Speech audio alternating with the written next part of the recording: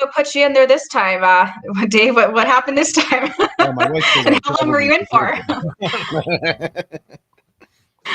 So anyway, we're starting the live again because we're having some hiccups tonight, but we've got Shannon Macinnes on. Now you're running for State House District 3, right? I am. I want to take a legislative run next year in the 2020 campaign. So I'm going to be working on my campaign trail pretty soon here within the next few months to get that going. And I know it sounds like it's far down the road, but you got to get started on those things as early on as possible. But yes, in District 3. Oh, yeah. Yeah. Nowadays, I mean, how long do you think before you start running for president 2 presidents later? Oh, gosh. I would assume, if I had to guess, President Trump probably did his campaign, I would imagine, probably 4 years before, probably in the background before he announced it, because nobody announces their candidacy. 2012, didn't he? I kind of think Trump did it as a goof. And when he rose to the top, he was like, oh, what? I don't know. I think this upcoming election, we're going to see DeSantis come out strong. And I do have inside information. Can't say the source. I can't say for sure because things can change in 3.5 years or what have you. I know for sure that DeSantis will be on the ballot in 2024. I don't know if that's going to be for president or something else, but I do know for sure we are going to expect to see Ron DeSantis in 2024, which would be amazing. I'm sure he's a rock star on the stage right now. I mean, I've got my eyes on a guy named Dave Smith. And that's who I am watching out for in the presidential run. He comes from the Libertarian Party Mises Caucus. Yeah. And he's the one who I think fits my political design the closest.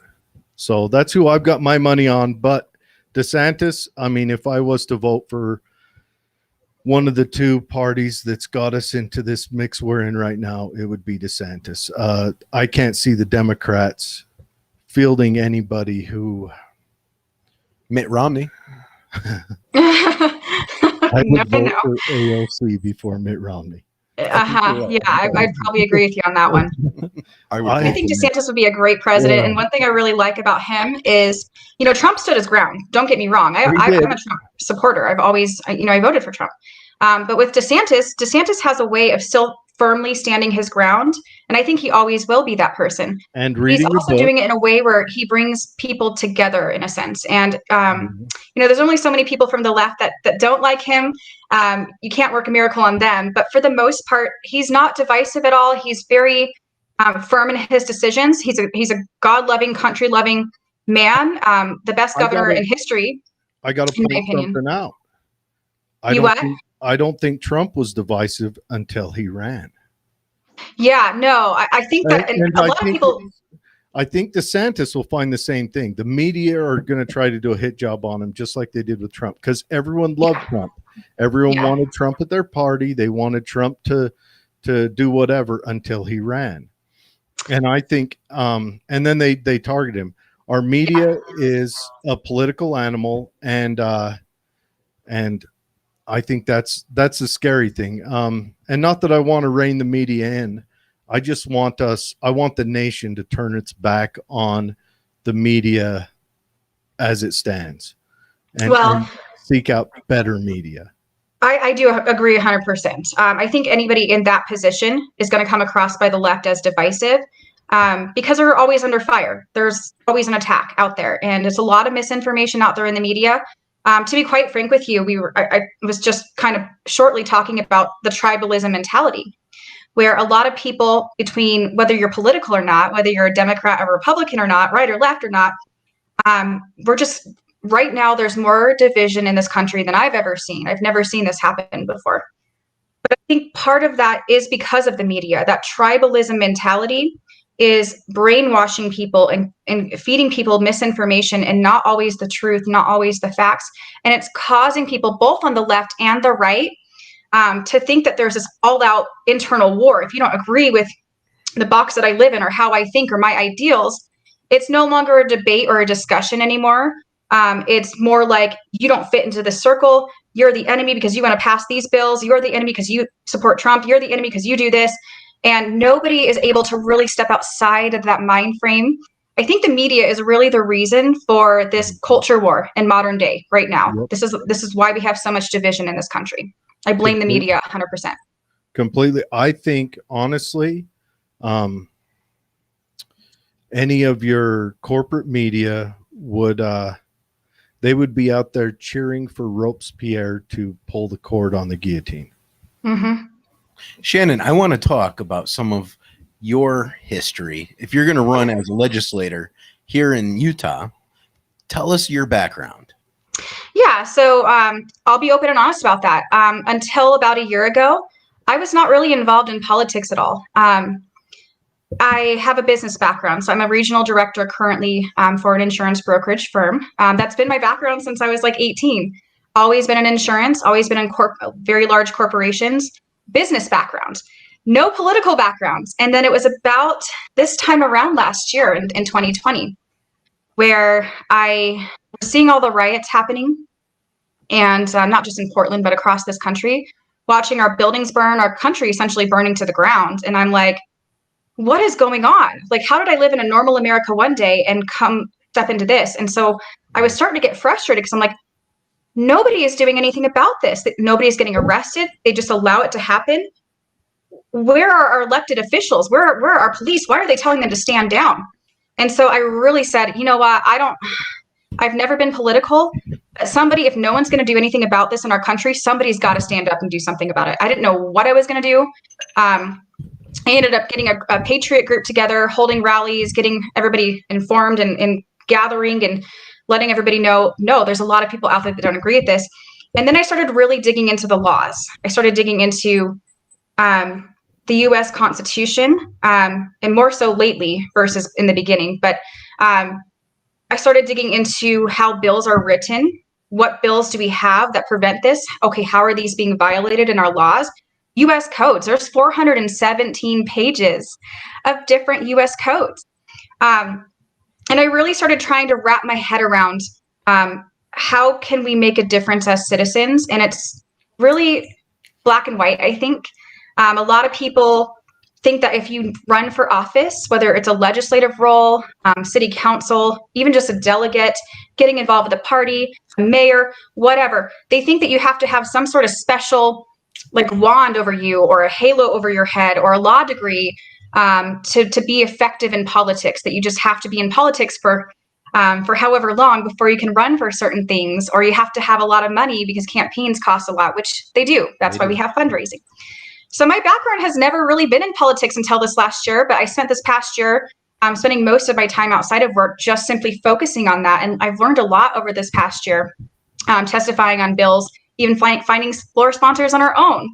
And anybody can really get involved to that level and run for office. In fact, I think that the people that don't have a career politician type of background or have been in politics for 20 years, I think that people that don't have that background are going to have the people's best interests at heart. And they're not doing it for ulterior motives. They're doing it because they really want to step up into the political world to make a difference, to make a change. And you don't have to be anything special to do that. I like it. It. Greg, what do you think? I'm just wondering, District 3, what district is that? What comprises of District 3? Oh gosh, so basically it's like Salt Lake County.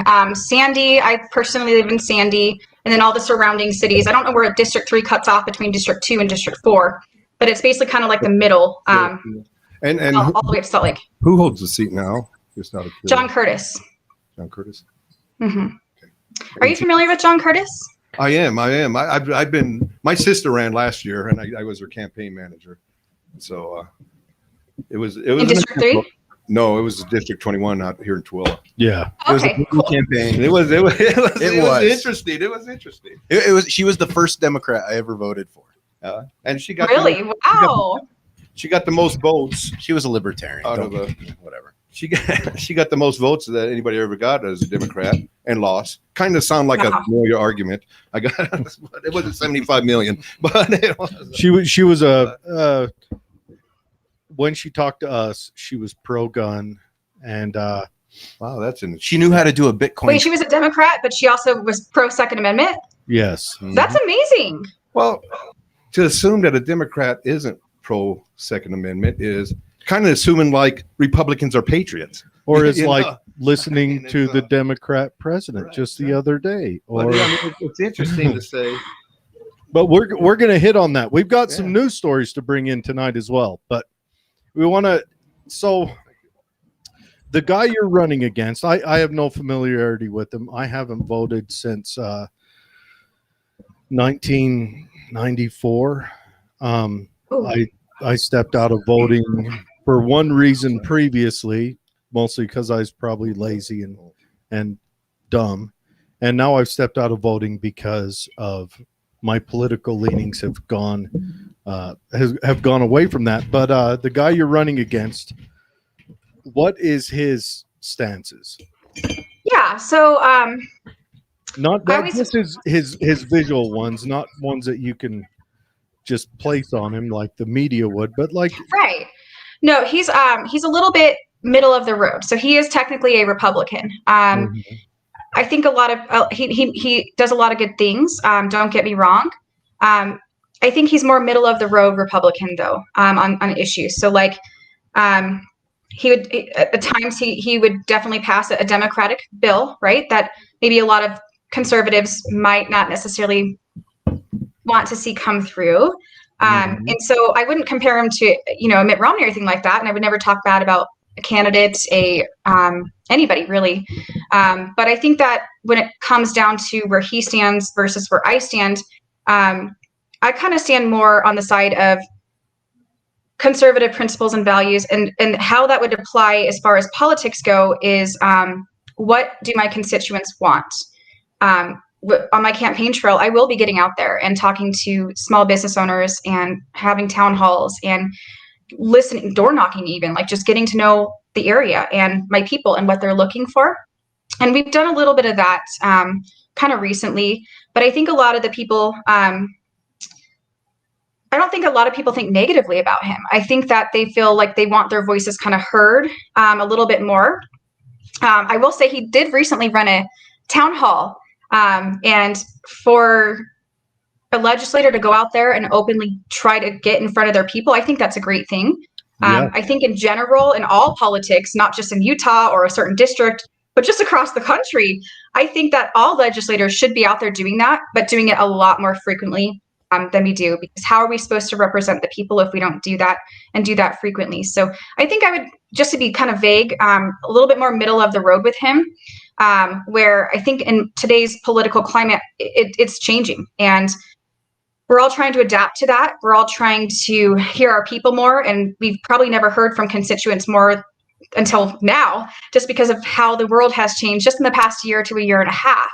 And so really being able to adapt to that and take a firm stance in what you stand for, knowing that no matter where you stand, left, right, in the middle, as long as you're firm in that and you listen to your people without compromising your own values, or the values of this country or the Constitution, I think that's definitely necessary. We can't be in the middle of the road. We can't try to play both sides. We can't try to appease this person here and this person. We just got to do what's right by the people. And sometimes it's the hardest thing to do. And you're going to get some backlash for it, but it's so necessary. So when I hear conservative values being preached from the stadium, I'm thinking to myself, the DABC. I don't know why I always think about that when I hear about conservative values. Shannon, what are your opinions on the DABC here in Utah? Because you're from California originally, if I remember right. Yes, you have a really good memory. So remind me on the DABC, what kind of educate me a little bit there? Where we have to buy this. The rum. Yeah, the Department of Alcohol and the okay. The acronym threw me off there. Yeah, I'm not a huge, I drink sometimes. I'm not a huge drinker or anything, but yeah, coming here from California, it was definitely the adjustment, going to a special store to buy these. I'm not really for the DABC. I'm so bad with acronyms. Sorry. And that's not just because I'm a Californian and I'm used to having access to everything, but if a consumer wants to buy, whether it's chewing gum, alcohol, a printer for a phone, whatever it is. I don't know that the government should really, or the state should really be placing their hands in exactly where they can get that. And I do think that regardless of if you guys are big drinkers or not, or even if people that don't drink, I don't think that you should be driven to a special store for something that's legal, at least. Like, it's not like you're trying to buy a prescription. Sure, you're going to get your prescription from a pharmacy. You can't just go to Walmart and get it off aisle number 12. But when it comes to things like alcohol, and that's not illegal. And I don't think that we should be limiting or having government have any real say in where people can directly go to get that. I don't see why we have to do that out here. And your opponent, how does he feel about that? You know, that's something I should probably ask him. I don't think he covers how he stands on the idea of freedom of choice on where you go for consumer goods, whether it's alcohol or something else. But I can't speak for how he feels for that without asking him. I've never heard him speak on that issue. I can make a guess, but that's all it would be. It's one of those issues that can kind of bridge Democrats and Republicans of common sense. Yeah. Together. Yeah. What do you think, Greg? It bridged us. I think quite a bit of it is it isn't brought up, if ever, often enough in our legislature, and that's probably because of the theocratic situation in the state. And so I think we got to break through that. And it's a big money maker for the state. Oh, I'm sure it is, but it's huge. I don't think it would make or break the state to where they could deny it to the people if it was. My big question is, what's your thoughts on substances like marijuana, cocaine, all that? What's your thoughts on the war on drugs? You know, I'll start with this. If I go to Portland, Oregon today, I can't use a plastic straw, but you're telling me that I can use heroin and things that literally break up lives and destroy individuals. I'm not any sort of control freak. I don't personally use any sort of drugs or anything unless they are prescribed by a doctor and I need them. When it comes to substances like marijuana, if it's legal, what's the problem? I don't have to smoke it. Like, if you want to do that in the privacy of your own home, as long as you don't drive under the influence, or, just like alcohol, same thing, as long as you use it and you're not harming other individuals by jumping behind the wheel, it's not my body. Who cares what you do? Like, if that's what you want to do, as long as you're not breaking any major laws, what is the problem? You're not directly causing harm to society or my life. So why do I feel like it's my right to infringe on your freedom of choice and your constitutional rights to make those choices as long as it's legal? I don't think that Portland or cities like that legalizing heroin, though, I don't know what the motive behind that was, but I can probably guess. And I know it didn't come from the right. You can probably tell where I'm kind of leaning on this, on where I think it came from. And, in my opinion, laws like that, legalizing those substances, not all the time. And when I say the left, I'm talking more about the far left. Okay. Mm-hmm. But when I say the left, a lot of the time they like to make their individuals or constituents reliant upon them. So if they're reliant on the government for food stamps, or they're in rehab, or they're relying on the government for welfare, or they're relying on the government for whatever they're relying on the government for, that gives the government control. If the government can control a large amount of the population, they have more power, and then they can exercise other areas of how they can control their society. That gives them power. With power comes money, and that's the whole thing. I think that's part of the reason why they are making these kind of laws out there okay and acceptable. So I can't use a plastic straw, but you're telling me I can walk down the street and shoot up heroin and nobody's going to have a problem with it? And how does that affect our society in a positive way? What was the reason behind that? So those are my thoughts on that. Needle? One more time. Is it a plastic needle? Yeah. You know what? Metal are okay out there, but I'm sure they would not allow plastic needles. No. I think what Portland did was it was just Portland City, but they decriminalized all substances up to and including Schedule I substances.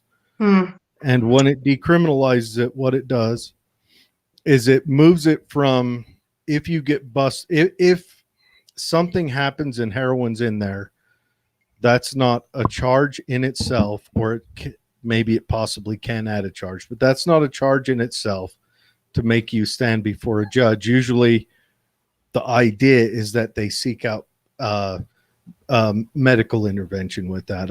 Portugal did this some 20 years ago, and it worked out. It's worked out really well for Portugal. In my opinion, I think in anybody's mind, unless you're in the ATF or the DEA, the war on drugs is lost. It's a boondoggle. Drugs won. We need to face it. It's time to, pull the Marines out of the embassy, throwing babies on the helicopters. It's time to get out of there. I don't know, Jared. I think the war on drugs is probably doing great for, the deep staters that are actually importing cocaine. Didn't I just say that? Oh, okay. I just want to make sure we put one in for them. Private prisons. The war on drugs is lost. Yeah. Will you open that door and let that little dog out? Let her run. You want to come out? No, she wants my lap. All right. About to get a show now. She wants what she can't have. Yeah.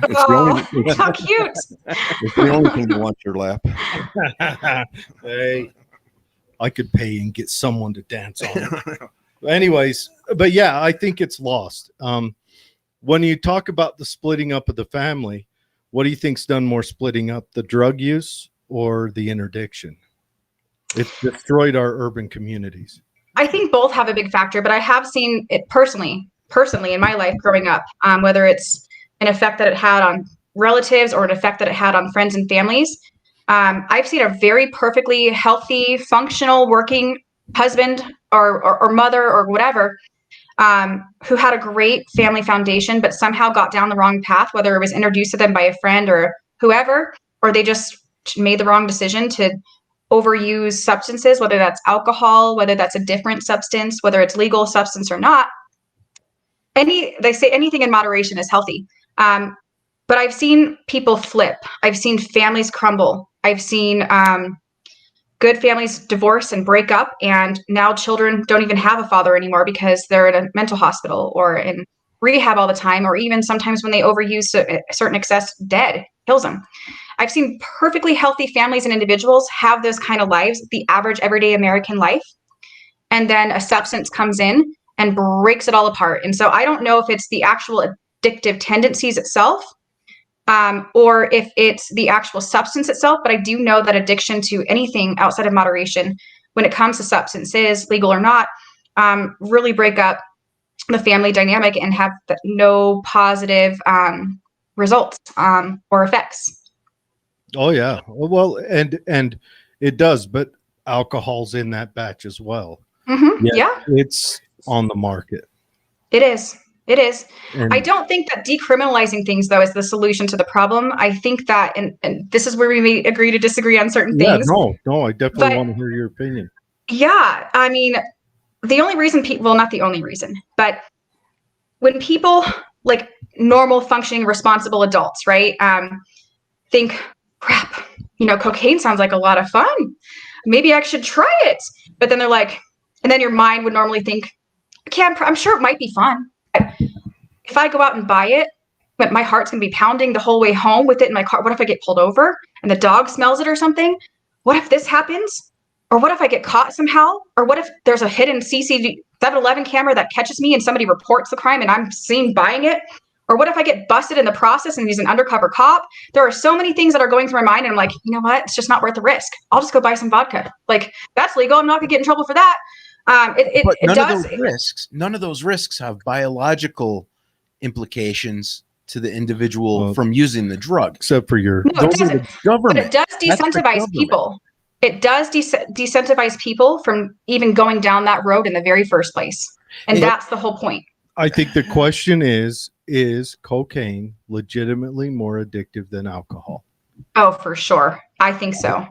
I don't know that it is. I mean, I've never done cocaine. I don't use the only drug I use is alcohol and copious amounts of nicotine and caffeine.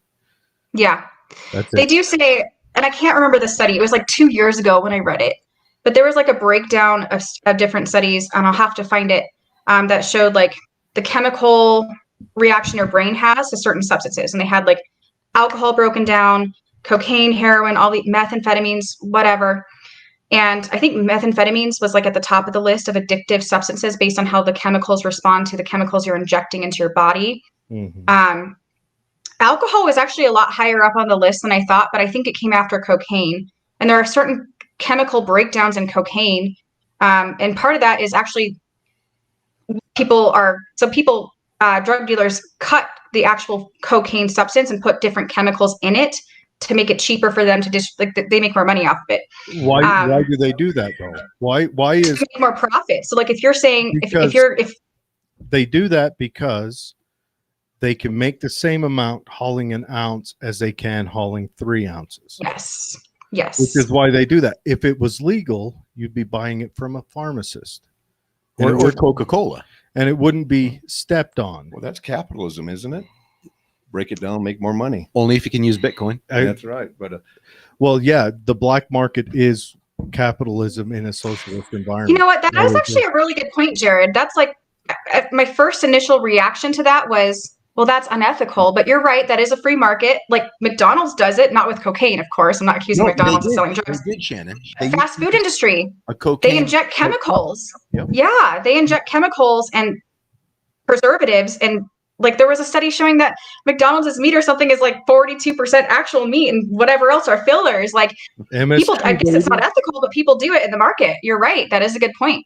Yeah, the black market is capitalism in a socialist environment.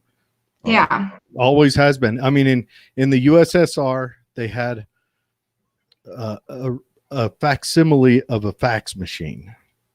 And what it was used for, every household tried to get one because the communists, they were okay with you having it because they'd send you the information on it, but they could send messages to each other. And it was literally, hey, this store in this city, in this state has sausages.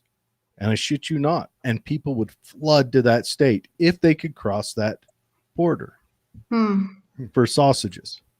Wow. so rather than cocaine, heroin, and all this, let's talk about the drug that is really, or medicine, cannabis. What's your position on cannabis? I personally don't use it. I tried it in high school. I'm not going to lie. And I didn't like it at all. I felt dizzy. I don't use it, but you know, my position is this. Cigarettes, they're legal. Okay. They sell them at every gas station and grocery, well, not every grocery store, but most of them. And they are so harmful. They may not have an effect on your mind, like alcohol or marijuana specifically would, but they're harmful. They're more harmful, in my opinion, than cannabis is. My issue, I guess, stance on it is, if you want to smoke marijuana, cigarettes, one's illegal, one's not, I guess, depending on the state, but go for it, man. But don't, just like you wouldn't with alcohol, do not get behind that wheel. Do not engage. Let's form the question like this. If a bill came up, say you make it to the Senate and a bill came up to decriminalize, we'll start out with just decriminalization, blanket, not medical, just a blanket decriminalization of cannabis in the state of Utah. Would you vote for that? And granted, a lot of our listeners are anti-legalization of marijuana. So just give your honest answer. I will definitely be honest, always, whether I think the audience is going to agree or disagree. Yeah. I will tell you this: any bill is not just a blanket issue. When we're talking about decriminalizing marijuana here, that's a very touchy topic, I understand. But at the same time, here's where I stand. So I have two ways of thinking about this. If it's for somebody who is cancerous, like my grandfather had lung cancer, still does, but he hasn't ever used the medical marijuana, but he easily could have, and maybe it would have helped. I don't know. When we talk about decriminalization, though, that's a really scary path for me to go down, because if we start decriminalizing marijuana, well, then what happens in 6 months from now or 2 years from now when they say, well, marijuana is okay, that means other illegal things like marijuana was illegal. What does that mean for other drugs? Should we decriminalize heroin? Should we decriminalize cocaine? I do think that there are certain situations where marijuana particularly outside of and unexclusive to anything else should be legal, especially for medical patients. And I know it takes a lot to for those patients to be able to access that with how we have it set up right now in Utah. Maybe we should make it easier for medical marijuana. That's a really tough one, to be honest with you. But I have a fear that if we start decriminalizing marijuana, then every other drug's on the table at that point. But isn't that the government intruding on my right? I mean, that was the same argument they used in California. That's the same argument they used in Colorado. We cannot legalize marijuana because what about the next drug? Now, California is booming as an economy right now. Colorado is booming as an economy. California's sinking as an economy. Well, the last thing I read, California's booming. Well, that's because of the money they just pumped into it. Right, but they're booming. Yeah, you're Okay. right. Biden boomed But- California. But they have cannabis as a. But no, I agree. I mean, I have my personal opinion, but I respect yours. And it wouldn't, that single issue wouldn't deter me from voting for you. But it is one that I think is important to me. I think the war on drugs is a fool's errand. I think that you're trying to control something that, one, we're losing. And I think if we decriminalize it and move it into the medical field, you mentioned ODs. Portugal in 20 years, I don't think has had any ODs on heroin. And that's because they go to a pharmacist to get it. So it's measured. It's guaranteed. They've had a significant drop in the STDs and all that other stuff that come from the needle. Sure. And I don't use, I wouldn't use, I have no affinity to use, but I also don't like to see, if I track it down, I think it has led to all the negative effects that we're feeling now. The crying of police violence starts at the war on drugs. The militarization of the police starts at the war on drugs. The collapse of civil rights, that there was civil rights gained throughout the 1900s until that war on drugs started. And then we started seeing a collapse. Joe Biden put in 2 bills that were heinous, and they centered on the war on drugs. Well, 2 laws, and that's a civil asset forfeiture. That is criminal. That's 4th Amendment. That's a 4th one down, and Republicans are still all for it. And that is a civil right. And then you've got the civil asset forfeiture was like, oh, well, we don't want this drug dealer to have his money to fight us in court. Bullshit. We need to have a just court system. So we've lost the court system with that. Second of that is if they pull you over and you've got $35,000 in your purse, they confiscate your money and charge it with the crime. And you've got to go to court to prove that it didn't commit a crime. So I get what you're saying when it comes to what's happening in Portugal. Let me ask you this, though. Just because it's legal, and there's a fine line between taking away your liberties and your freedoms and civil rights, but look at opioids. I mean, especially in Utah. I don't know what it is about Utah, but pills, opioids. There is a huge problem out here, specific, not even just our country, but in our state. But they're legal, and you get them from a pharmacy for a prescription via a doctor. But people over abuse and use them and get addicted to them, and then it destructs. And there's a lot of people that overdose and die from overdose, even though you're getting it in moderation through a prescription or a pharmacy where it's measured out. Can I ask you a question though? Sure. Yeah. Didn't their initial addiction come under the supervision and probably following a doctor's orders? Yes, actually, there's a lot of people that didn't take it as prescribed. They bent to the authority instead of using their own conscience and well-being and become addicted. I personally have family members and friends who have gone down that path. Me too. But they all started by bending to the authority of a doctor when the doctor bent to the authority of a pharmaceutical company. Yeah, that's a very complex issue. And I mean, look at our healthcare system. You bring up pharmaceutical companies. Why do you think our healthcare is so expensive in our country? It's the big pharmaceutical companies. Look what happened with the COVID-19 pandemic and all of that. Mhm. We have a big issue in this country, and it's not even just about drugs particularly. The pharmaceutical companies are behind it. And if we completely decriminalize, imagine this, if we completely decriminalize illegal drugs to make them legal, Well, I can what do only you think? imagine. What do you think would happen had those people with back injuries? The doctor would have said, "Smoke a joint 3 times a day." Do you think we'd have the same opiate injury that we've had as a state? I think that's hard to compare because opioids have a different effect on the body. I don't think I've They ever do. heard of anybody overdosing on marijuana, though. I don't That even is think correct. that's possible. That is correct. But as Yeah. a painkiller, the opiate entered their life as a painkiller. But what if the Yeah. doctor used marijuana as a painkiller? For medical purposes, I totally think that's okay. But- Like, But so Yeah. what I'm saying is, if we decriminalize, and I'm talking all of them across the board, but I don't think we would have the same heroin dependency if the doctors were allowed to issue. Let's not forget, everyone, marijuana is a Schedule 1 drug. Heroin is Schedule 2, I think. Cocaine is Schedule 2. Schedule 2 means that they can give you that drug. A doctor can give you cocaine. A doctor Wow. can give you heroin. Why is it a doctor can't give you marijuana? I can tell you why. Yeah, I'd actually kind of like to hear about that. If a doctor could actually issue a prescription for cocaine, which I've never heard of that happening. Like, I'm not saying it never has happened. I just don't hear about it. If it does, I'm unaware of it. Yeah. You can look up the I'm drug aware. scheduling Unaware. on Google. You can look it up. All the drugs are listed on a clear schedule. Oh, I believe you. But why is that, though? You were about to expand Well, on that. Why do you think that is?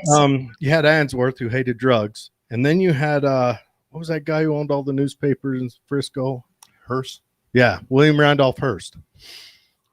Hemp was standing to overtake his paper industry. He owned a lot of tree farms that made paper, and hemp was due to take that over. And well, he couldn't have that. Hemp was better for the environment, easier to grow. You yielded more. You got 2 yields a year. I mean, there's a whole bunch of stuff where trees, it takes at the minimum 10 years before you can yield off of it. So he started the kind of through his newspapers, same thing he did with the Maine. You know, he started a propaganda machine up and said, "Oh, this stuff's evil." I mean, that's where the name marijuana comes from. It's technically, marijuana is wild Mexican tobacco. What was it before that? Just cannabis. Now, the Interesting. fathers would smoke it, wouldn't they? They grew it. They had competitions. We got their writings where they competed with each other to see who could grow the best. So we wouldn't have the Constitution without marijuana. I mean, hemp. I don't know if we'd have much. I mean, the Ford Model A, its door panels were made out of hemp. During World War II, the U.S. government came out and said, "Please grow hemp. We know it's illegal, but please grow it. We need it for parachuting." So the war on drugs is a complicated issue. It is, and I understand that, Jared. I guess the best thing for a new coming legislative body would be to probably look at what happened to Portugal. What are the results that they yielded from what they've done, and try to find some good factual data on that instead of hearsay, because we can all say whatever we want, but what wouldn't it be interesting to have someone from Portugal who's in that industry That'd be to come in and actually tell us have a about their doctor timeline? talk to us, and your wife could come in and translate. Right. Now let me tell you what my wife would say. My wife would tell you how the She would drug lie- dealers She would lie to us. The drug dealers have taken over the neighborhoods in Brazil. They've taken the little children and put them on drugs so that they're addicted, and that they will now do whatever they have to do to get those drugs. Oh, I believe it. But that's why you take the drug dealers out. Imagine if okay, you know that the cartels in Mexico, they've got a new product right now. What product is that? Avocados. Oh, I love avocados. Those are my favorites. All the water. You know why they went into avocados? Why is that? Because we took marijuana away from them just by legalizing it in Colorado and California. But they also went into fentanyl. It stripped them of, from what I heard, it was like 50% of their income. Just marijuana. Wow. They're known for cocaine, but just marijuana stripped them of 50% of their income. Wow. So you want to hurt the bad guys? Give their income to the pharmacists. I agree that would hurt their income, but it also, I don't trust big pharmaceutical companies. That's why we have such a problem with healthcare in the first place. And doctors are paid off by them to sell certain things. And we can talk about healthcare. That is such a complicated issue, probably just as equally as complicated as the war on drugs. But it solves one problem, but then it also opens the door for a whole different set of equally as complex issues. I don't know that either really are the answer. I do agree with taking the power out of the drug dealers' hands in any way capable that we can, but at the cost of causing equally complex issues that now directly affect in different ways, but just as much as the war on drugs affect citizens. I think we're going to struggle on both sides of it. I don't know that either would be. Do we want to take the power out of the drug dealers' hands and give it to big pharmaceutical companies that are already kind of having a negative effect on our healthcare and the cost of insurance? And it's just, I don't know if I do that. Okay, Shannon, I want to change the subject off this a little bit. I want to go back to what you said originally, talk a little bit more philosophy on what you said. Okay, I look at the role of government as a role of compromise. And you had said earlier that, like John Curtis might be in the middle and you would hold a firm hand on your stance, meaning, it looks like you'd be playing to a base, but you wouldn't be able to reach across the aisle to compromise. Do you look at compromise as a problem or as a way of government to move forward? Or do you look forward as just, hey, this is my stance. I'm going to stand by it. And I go from there. Because that's the way I took when you originally were talking about it. Mm-hmm. No, that's fair. I don't think that compromise is a bad issue or a negative thing. I think when you're compromising on certain things, it could be negative. So let me give you an example of that. Okay. Back in the open legislative session this past January, okay, we were, I'm not going to say the bill or any specific legislators' names, but there was a bill. We were trying to get an end game to the mask mandate. And the governor said, we're going to veto that. We're not going to, I don't like the X, Y, and Z in this bill. So if you're going to pass it like that, I'm going to veto it. And when I say firm stance, I don't mean firm stance as in, fine, I'm just going to stand behind my values and not have a conversation and walk away. You can still be firm. Now, if the governor were to come back on that bill and say, the only way I'm going to pass it is by you taking away every civil liberty from the constituents and just insane things that are negatively affect our constituents, then no, we're not going to do that. We had to add some certain things to the bill, like, okay, fine, we'll add a metric for this. We'll add a metric on this time frame. Okay, if that time frame, governor, is a little too long, can't we meet in the middle and change it to this date? Like, you think this way, I think this way. That's compromising, and we did that. Now, if it were the compromise led to the issue of take away people's rights and it's unconstitutional, no. When I say compromise, you absolutely have to work across the aisle. You have to have the discussion and say, right, you want this, I want this. They're both completely different. What is the end game? What are we both trying to accomplish? And if that's productive on either side, then can we just figure out and meet in the middle and have a discussion across the aisle? That's doable. What's not compromisable, though, is taking away people's rights and liberties and freedoms. And if it goes against the Constitution, is one thing that can never be compromised on. Okay, then what would be one of those rights? I mean, tell me a right that you won't compromise on so I can see what you've seen on the Constitution. Second Amendment, for example, if somebody were to call me and say, hey, you know what? I'm going to pass a bill. I don't like guns. I've never owned one. I don't need one. We have police for that, whatever. I really don't think that we should have guns as citizens. And we're just going to stop issuing concealed carries or whatever. It's like, that's unconstitutional. Your right to own and bear arms should not be infringed on. It's in black and white. That's not something that I would ever compromise on. Now, if somebody said, hey, you know what? All right, we're going to limit concealed carries or whatever this year because we have budgeting issues. So it's either that or shutting everything down for it. It's like, okay, well, let's talk about that and let's come to a solution to that problem.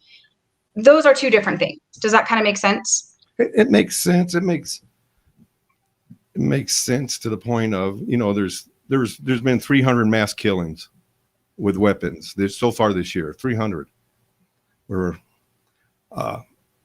I'm at the point where weapons have to be discussed sooner or later. The Second Amendment has to be discussed sooner or later. I agree. You know what? We need to issue weapons to everyone. See, that's everyone needs to have look at who's committing the right to bear arms is not the right to force somebody to bear arms. Yeah, Correct? but we can make the Constitution a living document. I agree. Let's make it a living document. I like it. Living document that bad boy. I want all. I think we're missing the issue on the Second Amendment, Greg. So here's people get in cars and do stupid crap. People drive drunk or under the influence of something. People break the speed limit and go 80 and a 25 in a school zone. Should we ban all cars? What is the purpose of a car? A car's purpose is for transportation. But should we ban all cars? No, wait. Because of There's a danger. purpose. There's a purpose. The purpose is for transportation. What is a purpose of a gun? There's a lot of purposes for guns. People use them for entertainment. Let's make it. The purpose of a gun is to kill. I'm over for right to bear arms. People use them. There's a lot of people that live off the They grid. did not put the Second Amendment in and say you have the right to hunt because you have the right to bear arms. There's a lot of purposes for firearms, though. It's not just to kill people. Like you're thinking in your brain because I know a purpose of a gun is to kill. Hell yeah! I mean that's a fact. Do you mind if we jump off on a story real quick, Shannon? Yes, go ahead. Yeah, I do want to hear it. This is a story for you and me. Okay. Okay. So putting killer down, huh? In Colorado, Arvada. Is it Arvada? In Arvada on Monday, there's a 40-year-old guy. His name is Johnny. Sorry, 1 second. I'm pushing buttons here. Okay. In Arvada, a guy named Johnny Hurley. He's at the Army Navy store shopping for whatever you buy at the Army Navy store. And here he is right there. He is on my political bent. He's an anarcho-capitalist. You can tell by the shirt he's wearing. And well, he was an outspoken liberty activist. And that's what I am. I'm a liberty person. Liberty is freedom plus responsibility. You got to take responsibility for your own actions. A 59-year-old named Ronald Troik possibly began one of those mass shootings you talked about. He did a hit on a police officer. He killed a police officer. What's the police officer's name? Police officer Gordon Beasley came up, executed him, and then was moving in to kill. John Hurley was standing in the shop, heard the gunfire going on, and pulled his weapon, ran out. On the way, he told people in a restaurant to take cover, stay inside. He's coming this way. Went out there, engaged the Turley, killed him, and then the police showed up and killed John because the police showed up in the way they would, They showed up, heard about a mass shooting, and engaged the target. But I want to talk about a hero that using his Second Amendment,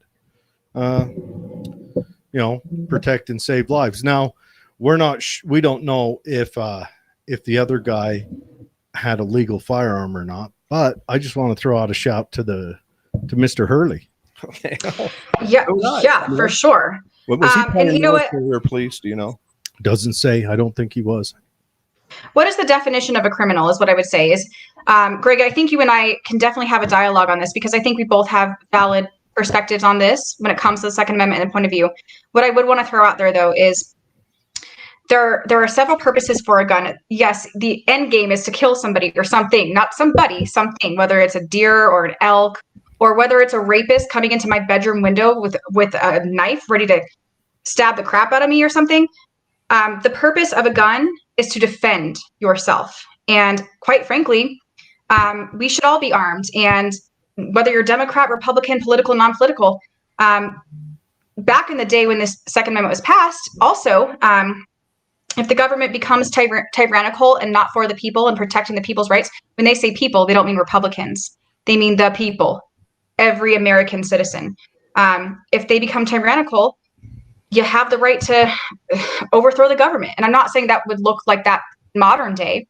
But when you start illegalizing guns or taking those rights away, criminals don't follow the laws. They don't care if it's legal or not. That's why they are criminals. So you're going to take away the guns from the law-abiding citizens because they understand consequences for breaking laws. I don't know. I think those gun laws have worked well in Chicago.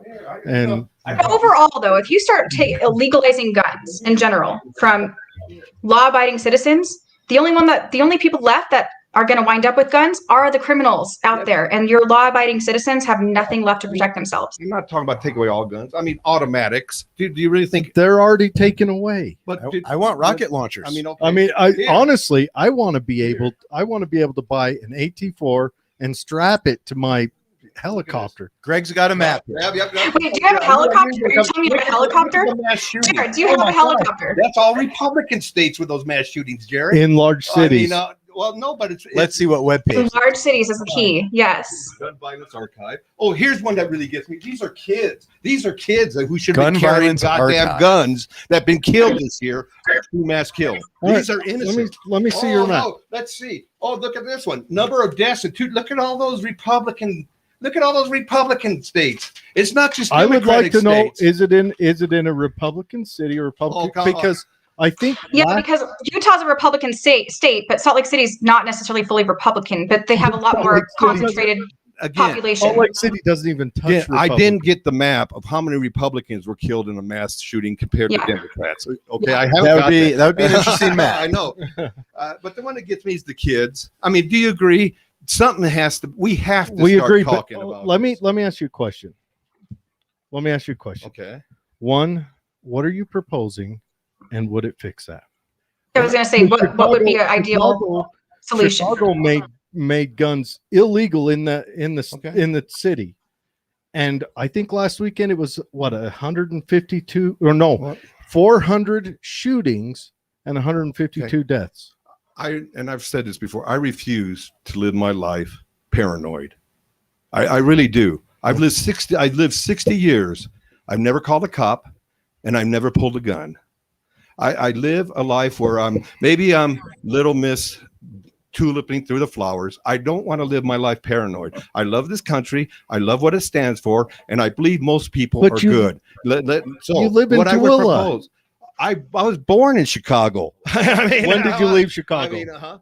I left Chicago in '73. I came out to Tooele. We were in the middle of a gang war, killing just so I've lived in California. I've been stationed all around the world. There was a gang war in Tooele. Oh yeah, you look up. No, hold on. Was it something to do with like this race versus that Yes, race? it was an ethnic war. It was bad. What you're saying is cultural diversity is bad? I think it was Italians versus Hispanics back then. Chicano. See, I came from Chicago. I had long hair. Mm-hmm. So, the white guys go by peace. Chicanos go by. I blended into both. But it was bad here. It eventually wound up with a couple killings on the viaduct. We were in Time magazine and everything. It was bad in Tooele. But it stopped eventually, right? Yeah, it stopped during after all the idiots were killed. I mean, people decided to get together and we started to talk. I mean, and that's what I'm talking about. The Second Amendment is as long as you keep saying, I'm not going to budge. I'm not going to budge. And I show a picture of dead kids that's been shot innocently in the East Coast. Well, here, East Coast, Yeah. West Coast. I mean, I would say these are Republican states. Give me that. I mean, they're not just Democrat states. They're not everything. It is a problem that we have to address. We're getting off subject, but what do you propose? And how do you manage people? Do you want to confiscate firearms? How do you manage that? I would look at confiscation. If we started confiscation firearms, for instance, it's just like capitalism. You know what? Your $200 pistol now becomes worth about $1,000. So now you're starting to watch it like you watch jewelry. You're not just letting it out, letting somebody take it and take responsibility for it. How often do people just let people take firearms? Well, I don't know. Every time there's a shooting, it's like, oh, he got in the dad's safe and took the firearm. He got in the car. He stole my car. He stole the gun. I mean, it's every time I turn around, there's always an excuse. So if a gun's stolen, well, you're not taking care of it. You just asked me. What do you mean? Times. He said he got into a safe. What was his safe not strong I feel enough? sorry for people that really believe that they have to sleep with a weapon to feel like an American. I love to see. I know you. I mean, that's my opinion. Is I'm not living paranoid. Stroking it. Now, just to say on this, Greg, my wife made me put my assault rifle and my body armor downstairs. So I only have a pistol, and I have to work my way back downstairs to my body armor and my assault rifle. So there was a compromise there between me and my wife. And it's a compromise. I agree. We need to talk and we need to compromise. So that's Greg. You hit the nail right on the head right there. We need to talk. We need to compromise. Do I think that banning all guns is the answer to the solution? I don't think so. But there are other things that need to be addressed. If there are mass shootings happening across this country, let's pull up the data behind it and do some research. And 9 times out of 10, we might find that it's maybe not the actual guns themselves that are the issue, but maybe there's a certain demographic, maybe there's a certain age group, maybe it's coming from a certain part of the city where there's more gang activity. We've got to deal with the gangs now so that we can stop that activity and we can stop those shootings, or whatever the issue is. There's usually kind of an underlying additional cause contributing to it, and the guns are just taking the face of it. I do think that things need to be addressed, though. Okay, I think that is totally fair, and I don't think that you're an unreasonable human being for asking to look into deaths. Okay, you'd have to be Satan himself if you didn't. Okay, so I do think that there is room to come to the table and discuss the actual issues together. Whether you are Democrat and I'm Republican, doesn't matter. Who cares? We're talking about human lives. But sometimes it might not always be, oh, let's get rid of guns. That's the problem, because it'll turn into knife attacks or other.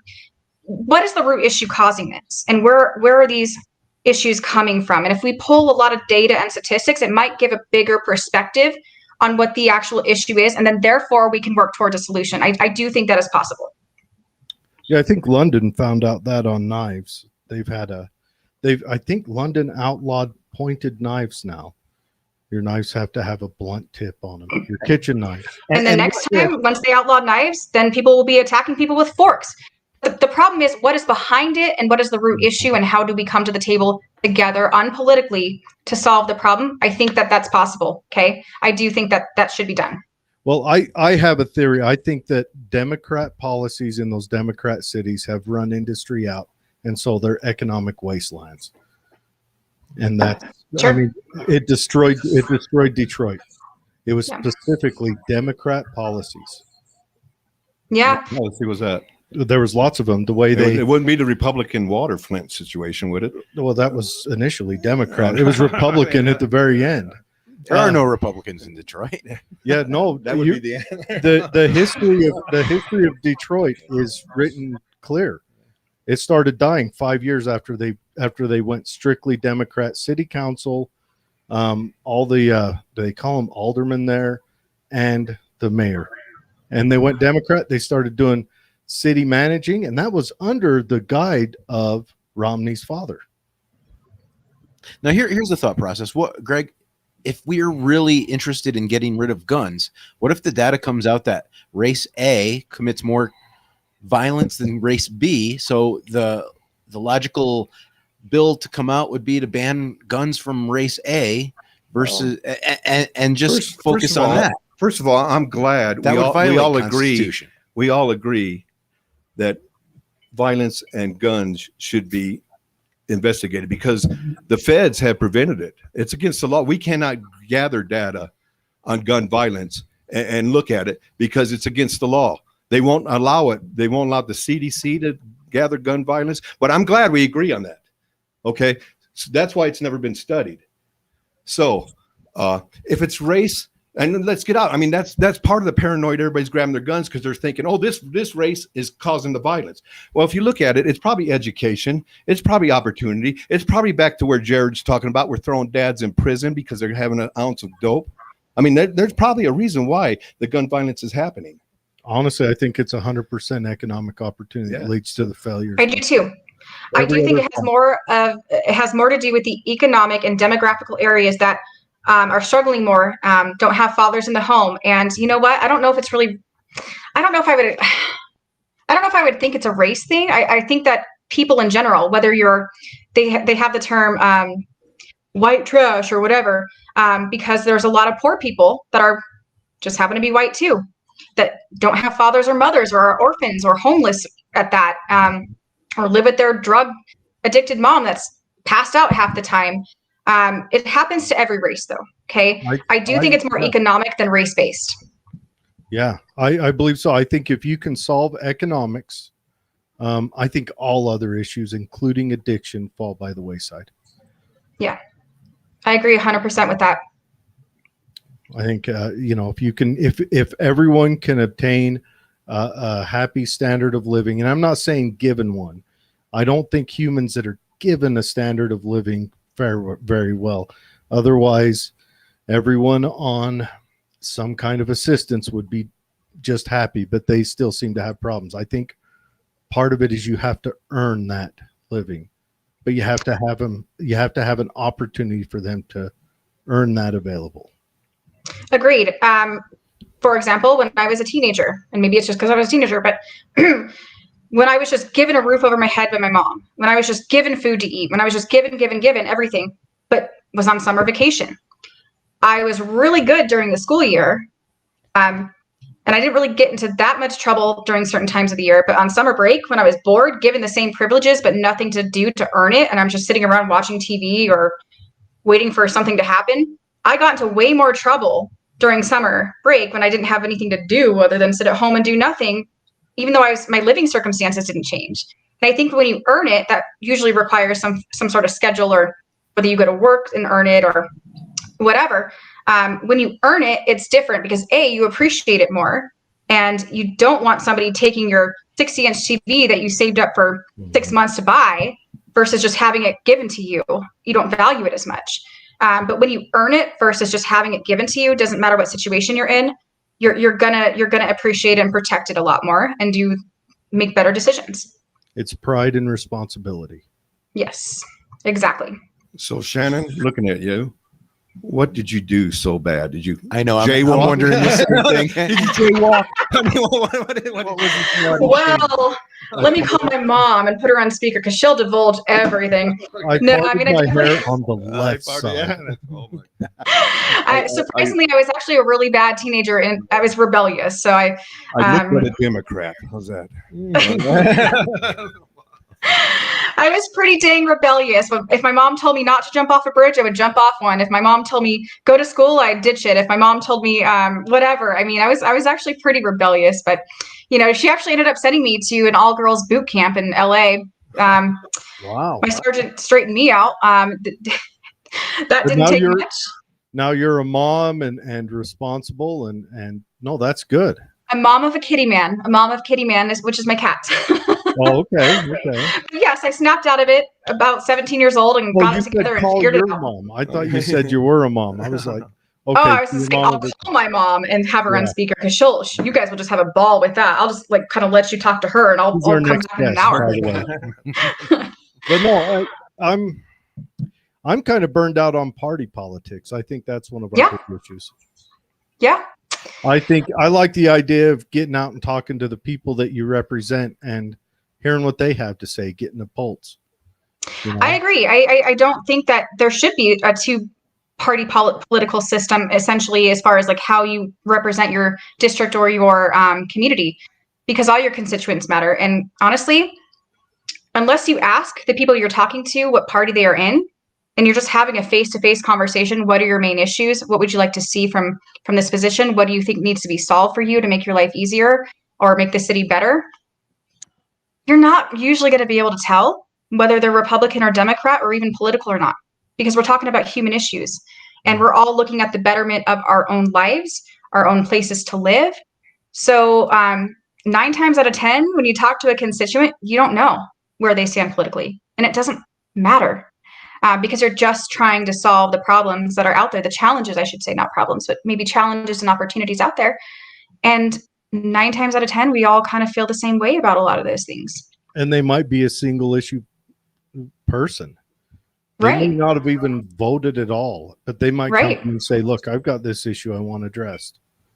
Yeah. And it may Absolutely. have nothing to do with party politics.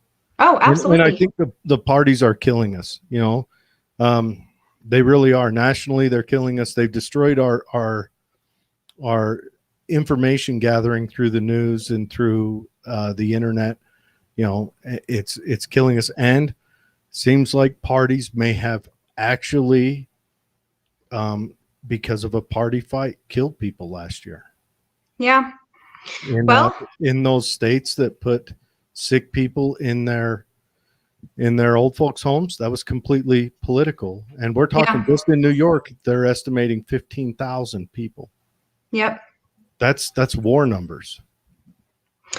It really, when that first came out, I wasn't even sure what to believe. I had to go to different news sources and read about 15,000 different, not literally 15,000, but a large amount of articles, because I'm like, it just blows my mind that somebody would take their own political agenda, whether it's on the right or the left, I don't care who does it, any reason, putting a political agenda above human life. I couldn't even fathom the idea. I mean, it makes me sick just thinking about it. That's worse than putting it above human life. That's putting human life expendable to it. Jared, when you're in the middle of being bio-bombed, I mean, why are you going to put it on this guy? Okay, look, I think it was a dumb idea to put COVID patients in the old folks' home. But look, when you're being bio-bombed, why don't you worry about the people that are bio-bombing you rather than the decisions that are being made on the local level of where to shuffle resources and peoples? I don't know. I think avoiding putting them on the USS Mercy or at that camp in the park just so that your political opponent didn't get a win, I think you can worry about the bio bombing and take care of your old folks. And there were medical ships that the president at the time had sent out to avoid having to have that interaction and cross-contamination that would have avoided that whole issue. And it's not like the resources weren't available. They were. The Mercy was in the harbor. Yeah. Maybe they just got seasick. A ship that size, really? I don't know. I'm trying here. I can tell. It's okay. Hey, I'm between Greg and Jared here. Okay. Next time we'll put me in the middle and we'll let them argue. Wait till we put Greg in the middle. Yeah. Though. That's when the argument gets spicy. But no, I think honestly, I like what Michael Malice says. Those governors need to be in Gitmo. Hands down. Yeah. Once Trump hits the prison, I agree. For what? For what? Come on. Oh, Trump come on. in prison? No, lay it out. Come on, lay it out. He's the best Democrat there ever was. Trump? Yes. Oh my God, he's the one that divided this country. I know Johnson was pretty good. Anyways, lay it out. Come on, let us know. What should he go to prison for? For murder? Oh, what was he impeached for? What was he impeached for?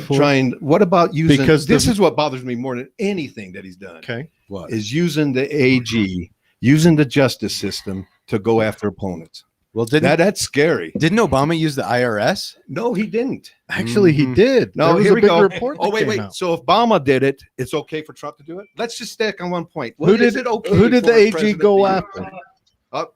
We're going to use this for another show. Yeah. Sorry, you're going to have to endure a little bit. Yeah. We go off on these tangents, and they're not going to bend. It's going to be Obama bad. Wait, every time Obama said. So actually, no. Obama made it. Obama good. He made it legal for us to carry firearms on forest land, and that's your one issue stand. I agree. Some people do vote one issue. No, I'm a negative rights guy. Negative rights. I'm all about negative rights. I hate how you term this, Jared. So why don't you just say like rights that take resources away from people and rights that don't take resources away from people? This is the actual term. I know, but it's stupid. I don't care. I want to teach retarded. people. Negative rights are rights that I can provide myself by my very nature. Positive rights are rights that have to be provided to me. And it sounds like it should be reversed. But anyway, back to Shannon's election here. Right. Can I just ask a question? And this is truthful on it, because it does. And we've had this discussion too, me and Dave. What is a patriot? I mean, you use the word patriot, and It's a good question. what is a question, patriot? Greg. What is a patriot in Shannon's eyes? In my eyes, particularly, it's not party related. It's not even political. It's somebody who loves this country, is proud of our flag, and is proud of America and where we started. Yes, to make some mistakes along the way. Yeah, I agree.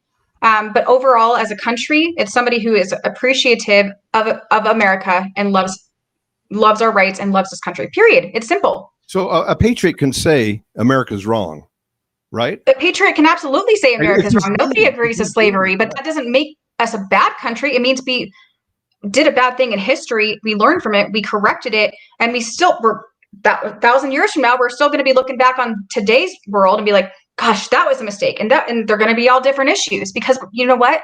Because we're a human species, and this country involves human beings as citizens. And I'm not justifying any wrongdoings at all.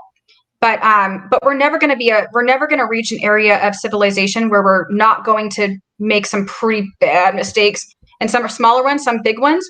But it doesn't mean we have to hate the country overall because of it. It means we learn from history and we don't repeat it. So these patriot luncheons that you have, rallies, who shows up? What type of people show up? You know what? That's a great question. So I do say that there's wait. I got two great questions so far. You guys only got one. So, okay. All I want is a participation trophy. You know, that is a great question, and I will answer it honestly. There are a lot of people that may have more conservative values. I don't know if they associate themselves as Republicans or not. But surprisingly, there are a lot of people that have showed up that are like, I'm kind of more of a Democrat, but your call for unity is what kind of made us kind of more curious and what y'all have to say and come out here and enjoy this. And they're like, I'm probably not going to change parties, but I also have a better understanding of my rights.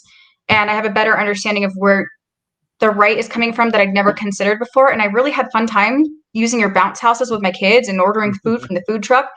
And everybody was super nice and everybody's hugging me and shaking my hand. And it was kind of a fun day. So I do believe that, yeah, sure, a lot of Republicans may come out to this, but when we start opening the invitation and having a call to unity and making it more family fun and educational versus tribalistic, is where you see a lot of patriots, whether they're Democrat or Republican, people that love this country and maybe come into it with more of an open mind, joining together. And it's a beautiful thing to see.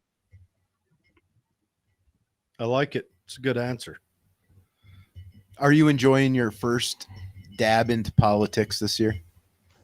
You know, I would have never saw myself being a political person give me a year and a half ago. And it's insane. And now it's become such an important part of my life. It's become everything to me. If I could quit my job full time and just do this, I would. And it's definitely not for money. Everything I'm doing is for free or something I have to pay out of pocket to cover. And I spend a lot of time doing this stuff because I really care about this country. I really care about the people that are in this country. I know I've got an uphill battle coming up ahead of me running for office. I know I'm going to be attacked and there's going to be a lot that I'm going to have to go through. But I want to make a difference in this world. And I can't affect national politics. I can't control what the president does or what people in Washington, D.C. do or don't do. I just can't have, and that's hard for me because I'm kind of a control freak sometimes. What I can control, though, is what happens in my own state. That is the only way I can control that is by getting involved with local government. And local government overall, long-term effect-wise, has an effect on national politics. So my only way of trying to help this country is by doing what I can do for my constituents, for my state, and trying to better our state in general. And that's something I'm just so passionate about and why I do what I do. It's a lot of work, it's a lot of stress, but you know what? I wouldn't have it any other way. Nice. Yeah. Well, and I try to encourage a lot of different people too. Like I told you about the event that we did in Vineyard City with Mayor Julie Fulmer, which by the way, she's amazing. One of the best mayors I think I've ever met. And the entire purpose of that event that she put on, that I was a moderator for on a panel, was why run, how to run, and calls to action on getting involved immediately, and takeaways, right? Do you think that was a bipartisan event? No. Nobody knew if that was attracting Democrats, moderates, Republicans, conservatives, whatever. It was an event that was put on to get people more active and more involved in politics and understanding you don't got to be a doctor or a lawyer or somebody special with a halo above your head to get involved and do what you're passionate about. If you want to make a difference in politics and in your state, you absolutely can. And whether a bunch of Democrats, Republicans, it doesn't matter. We didn't ask anybody where they stood politically. We were just there to help educate and get people involved, because we don't want career politicians in office continuing to run our state for us. They're not as connected. Whereas a citizen like us that has a family, well, I have a family, but not like kids, but anyways, I have my cat. But, most of average American citizens are more connected to what we really need in the state because they've lived that life. Career politicians aren't. And I don't care if you're Democrat or Republican and what you're running for. You're an average everyday American. We're going to help and encourage you and give you the resources on how to get involved, period. I like it. Well, also, you don't want politician to be a career. Correct. You want politician to be a calling. Yep. You want them to go do what they got to do, get out. And it seems like nowadays politician has become a career for, especially on the national level. And it's not just one side, it's both sides. It is. It's become a career, and it's costing us, Yeah. It's costing us when the U.S. Army 3 years ago tells the DOD, okay, we don't want any more M1 Abrams. But because of a certain politician having a district that has 3 companies that builds parts for that M1 Abrams, I think it was something like 300 of them were delivered at $2 million a pop. So how do you guys feel about term limits for Congress? How do you guys feel about term limits in general? Well, William Harrison is my favorite president ever. The shortest one? Well, he made it a month. Yeah, okay. I think term limits are a fantastic They are. way forward. And good. Greg thinks No, I the same think way I do. if we That's I actually agree. So hang on, Greg. What day and time is it? We're going to write this down. Can somebody remember the date and time? Hey. You agree with that? That is amazing. I think Greg is a Democrat from 10 years ago. He doesn't realize that the Democrat Party moved. What I no, anybody who gets in politics is a good person. You know what? Because I think they want to serve the country and they want to do good. Everybody comes in with this who gets in politics is a good person. No, well, I'm just saying they come in with this great big head Like of how Trump. they're going to change the world. The how they're Don, gonna trade the world. the Don with his orange skin and blonde hair. The system Good wears man. them down, and they realize, they have to become part of the system, and the power gets to them. So I agree.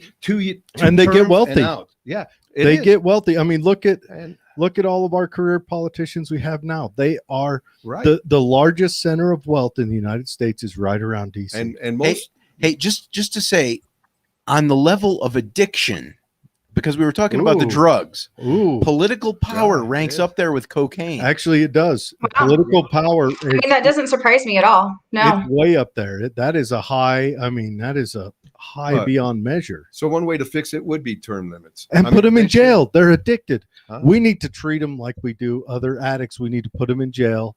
We need to make sure 3 strikes are out. 3 strikes are out. 3 strikes. You serve 3 I times. do.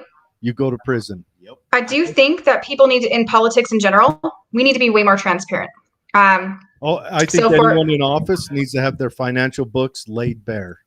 That's what I mean. And When I once talk you're about in political transparency- office, it's laid bare for 5 years after. So if you want to get rich off it, that's fine. But you cannot make a dime aside from writing books or maybe giving a speech for 5 years after.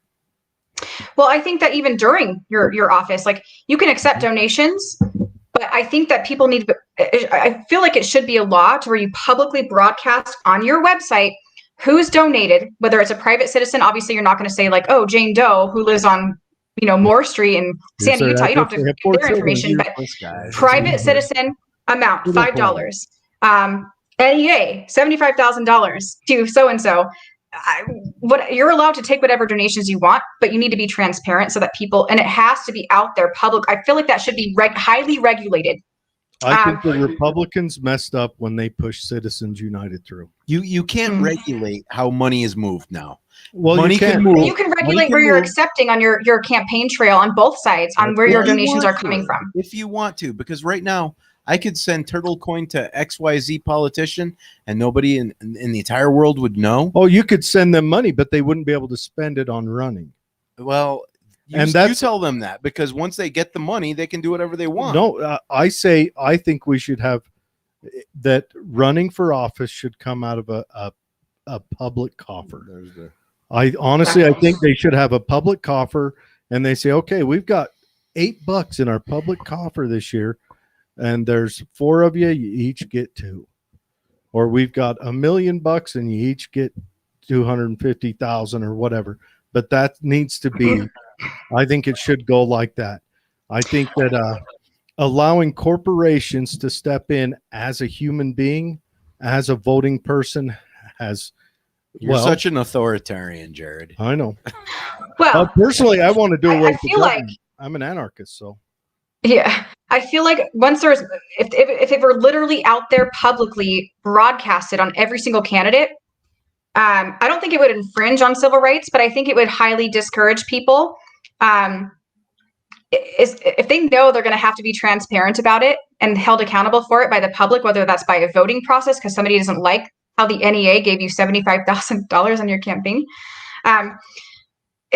you're gonna think twice about who you accept donations from, knowing that what you're tied in with, man, is going to be out there in the public, and maybe it's up to you to decide what you want and what you don't want to accept donations from. I thought people can't donate to you. There's no civil rights taken, but transparency and accountability, I think, will encourage a lot more integrity-filled campaigns in general.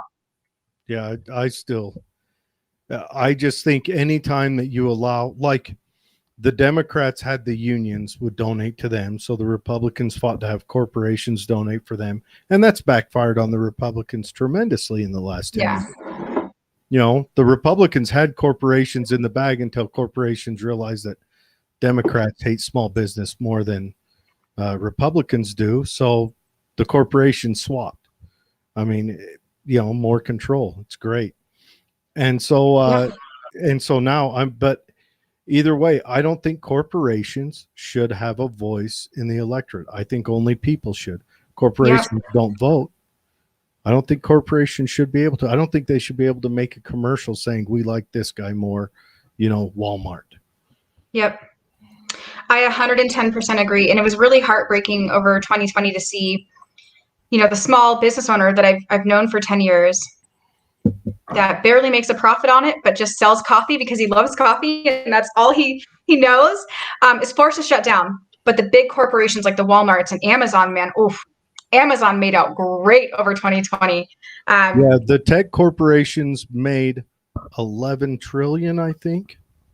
11.8, I think. 11.8, yeah. Trillion. I know. And our small business went from, I think our small business covered something like 60% of the economy in 2019, and it just dropped down to like 40%. That's scary. To put that into further perspective, it is scary. It is scary, Jared, and it's actually something that keeps me up at night, if I'm being honest with you. A lot of people think there are a lot of really big corporations in America, and there are.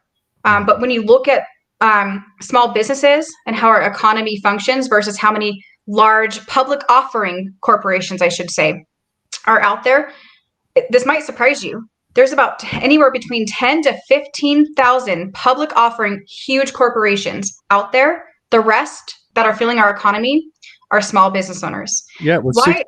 62% of our economy. Yeah, So we handed like 20% of our economy over to 11 companies correct. by shutting down last year. Yeah, correct. And it's really sad to see. And guess what? Who was not restricted out there? The large corporations, the 11 companies out there. Mm-hmm. The one that has suffered the most and greatest outside of the citizens are the small business owners. Mm-hmm. Do you feel like, in your opinion, I'm going to ask you this, and there's no right or wrong answer because everybody's got a different opinion on it. Do you feel like that was strategic when it comes to certain sides of the political aisle? Do you feel like that was by accident? What are your thoughts on that? I think me and Dave differ on this, but we both agree on the end point. I think it was they used the opportunity given on all ends. Yeah. And Dave kind of leans towards it was on purpose on a few ends. Greg, what's your thought? I honestly think it was a lack of leadership at the top. We had no plan to react. I don't think everybody said, oh, this is an opportunity. I mean, everybody was scrambling on what to do. I'm switching to Greg's opinion. I think he's right. Oh my gosh. Too great. And I'm right. We're making records here. Corporations. No, and everybody's going to have their own opinion on this. What I don't understand, though, is why Walmart down the street from me can be open and have no, other than mandates for wearing masks on the people, have no implications. I understand why online, like Amazon was open because it's online. But Walmart can't be open, but the coffee shop right next door to Walmart has to close. I guess I'm just not understanding why certain corporations can be open and others cannot, and how that is being decided. Because the virus knows. Yeah, I mean, does the virus skip over Walmart? The virus knows when you go into a restaurant if you're walking to the table versus if you're sitting at the table. Exactly. It knows. Yeah. And the virus can skip over Walmart and then hit all the other. Oh, and by the way, last year, even in 2020, as an example, there was so you can't hold rallies. You can't hold big rallies over a certain number of people. Otherwise, the health department will threaten to arrest you as a private citizen. You can't meet with 3 extra family members. Yeah, you can't have them over for Thanksgiving over 10 people because the cops will be knocking on your door once your neighbors snitch on you. That was provided by a mayor in Salt Lake City, a snitch line, literally, to call and tattle. I still like what happened to de Blasio's snitch line. You know about that? Yeah. That guy saw more. The poor bastard that ran that saw more phallus than any man should ever have to witness in his life. Yeah. Made national news. Mm-hmm. All the phallus. He an avalanche. He opened it up on day one, hit enter, and just phallus overtook him, rolled him back in his rolly chair, went up against the cubicle wall. It was heinous. Yeah, you think it was black or white? I think he got it in all flavors. Yeah. So you're right, Jared. The virus just knows. I guess the virus is a lot smarter than we are as human beings. And it's sad to see that you can't have more than 10 of your family members in general on Thanksgiving. But then the government can hold big race events like last year where they had like over almost 10,000 people there. What was it? You can't gather with your family on Thanksgiving. How does that work? What was it Beetlejuice said when she had her little dill? Beetlejuice, the governor or the Mayor Lightfoot. Mayor Lightfoot, yeah. Come on, it's Beetlejuice. Yeah, I get it, yeah. And you're sure that anyways. But yeah, she's like, oh no, this one's important. You know, all that other stuff that I sent police after you for, this is important. Mm-hmm. What was the pandemic important though? What was it? Was it really a threat? No, she said it was important for them to gather when she'd been restricting everyone else. Greg asked a good question. Was it important? I think it matters what age category you're in. Right. Because this is a biobomb designed to kill older people, not younger people. And it's the way it's mutating, though. It's hitting some younger people pretty good. And now the mutation is killing the younger people. It is. Actually, I want to state my wife lost a friend who was my age. And he didn't look really that bigger than Jared. So, I mean, this new virus that is mutating from the biobomb is And it's a killer, man. and It's a killer. scientists, who I kind of believe, say, you know, if everybody got the shot, we could stop it. We could stop it mutating. And maybe it might not. Thanksgiving with the 10 family members might have hurt. You know, I turned 60 during COVID. I lost the 40th anniversary, wedding anniversary, which we had big plans for because of COVID. I didn't go on 2 cruises. I didn't go to Cuba, all because of COVID. Oh, don't say Cuba. No. You're right. Trump stopped me from Cuba. He took that cruise away. But that wasn't COVID. But anyway, it hurt. It hurt a lot. But, you know, Weren't able to go see your people down there? no, I just want to go see the Cuban rum and cigars, man. That's all. But you know, so do you agree that everybody should get the immunization? We should fight with COVID, or I think that people have the right to choose. I don't have anything against vaccines. Okay. I don't personally. Go ahead. Polio smallpox was damn near knocked out Oh when the my shot God. came out. Guys, let her talk. Let her talk. I'm not going to judge you if you take the vaccine. Now, am I going to make that decision for myself? I'm going to make it to say no. I'm going to pass on this. Okay. I think that there's a lot of negative effects of kind of being the guinea pigs on an experimental. To me, it's dangerous for my health. And guess what? I live in America and I can make that choice for my own individual freedom to make that choice for myself and my health and what I feel like I should be able to do with my body. Now, if you want to go out there and get the vaccine and you feel safe with something that came out in less than 12 months. And, you know, I've just heard too many horror stories about the effects that it has. But you know what? If you want to get the vaccine, I'm not going to judge you. I'm not going to tell you you're wrong for it. You do your research. You make the choice for yourself. I have nothing against you as a human being if you do. When kids go to school, should they get the immunizations before they start? That's the a good old question. ones? No. Under 18, you are not really a human being. You're property. So, Yeah. Technically, until you're 18, you don't get that decision for yourself. Your parents make it for you. okay. That's why Okay. she wound up at boot camp. So here we go. Yes. Greg's got a great question here. There's a bill that comes across your desk. You've been elected to represent, and it states kids below the age of 18, if they want to go to public schools, they have to have the immunization. Thanks, I had trouble too. Yeah. Okay. Mojito. Okay. Immunizations. They've been The vaccine. they've been jabbed. So yes or no? Would you sign it? No, to be honest. And I know I'm going to probably piss a lot of people off by saying no, I wouldn't sign it. I don't think that it's the government's role to parent the children. I think it's the parents' role on what they want to do with their children and their health decisions.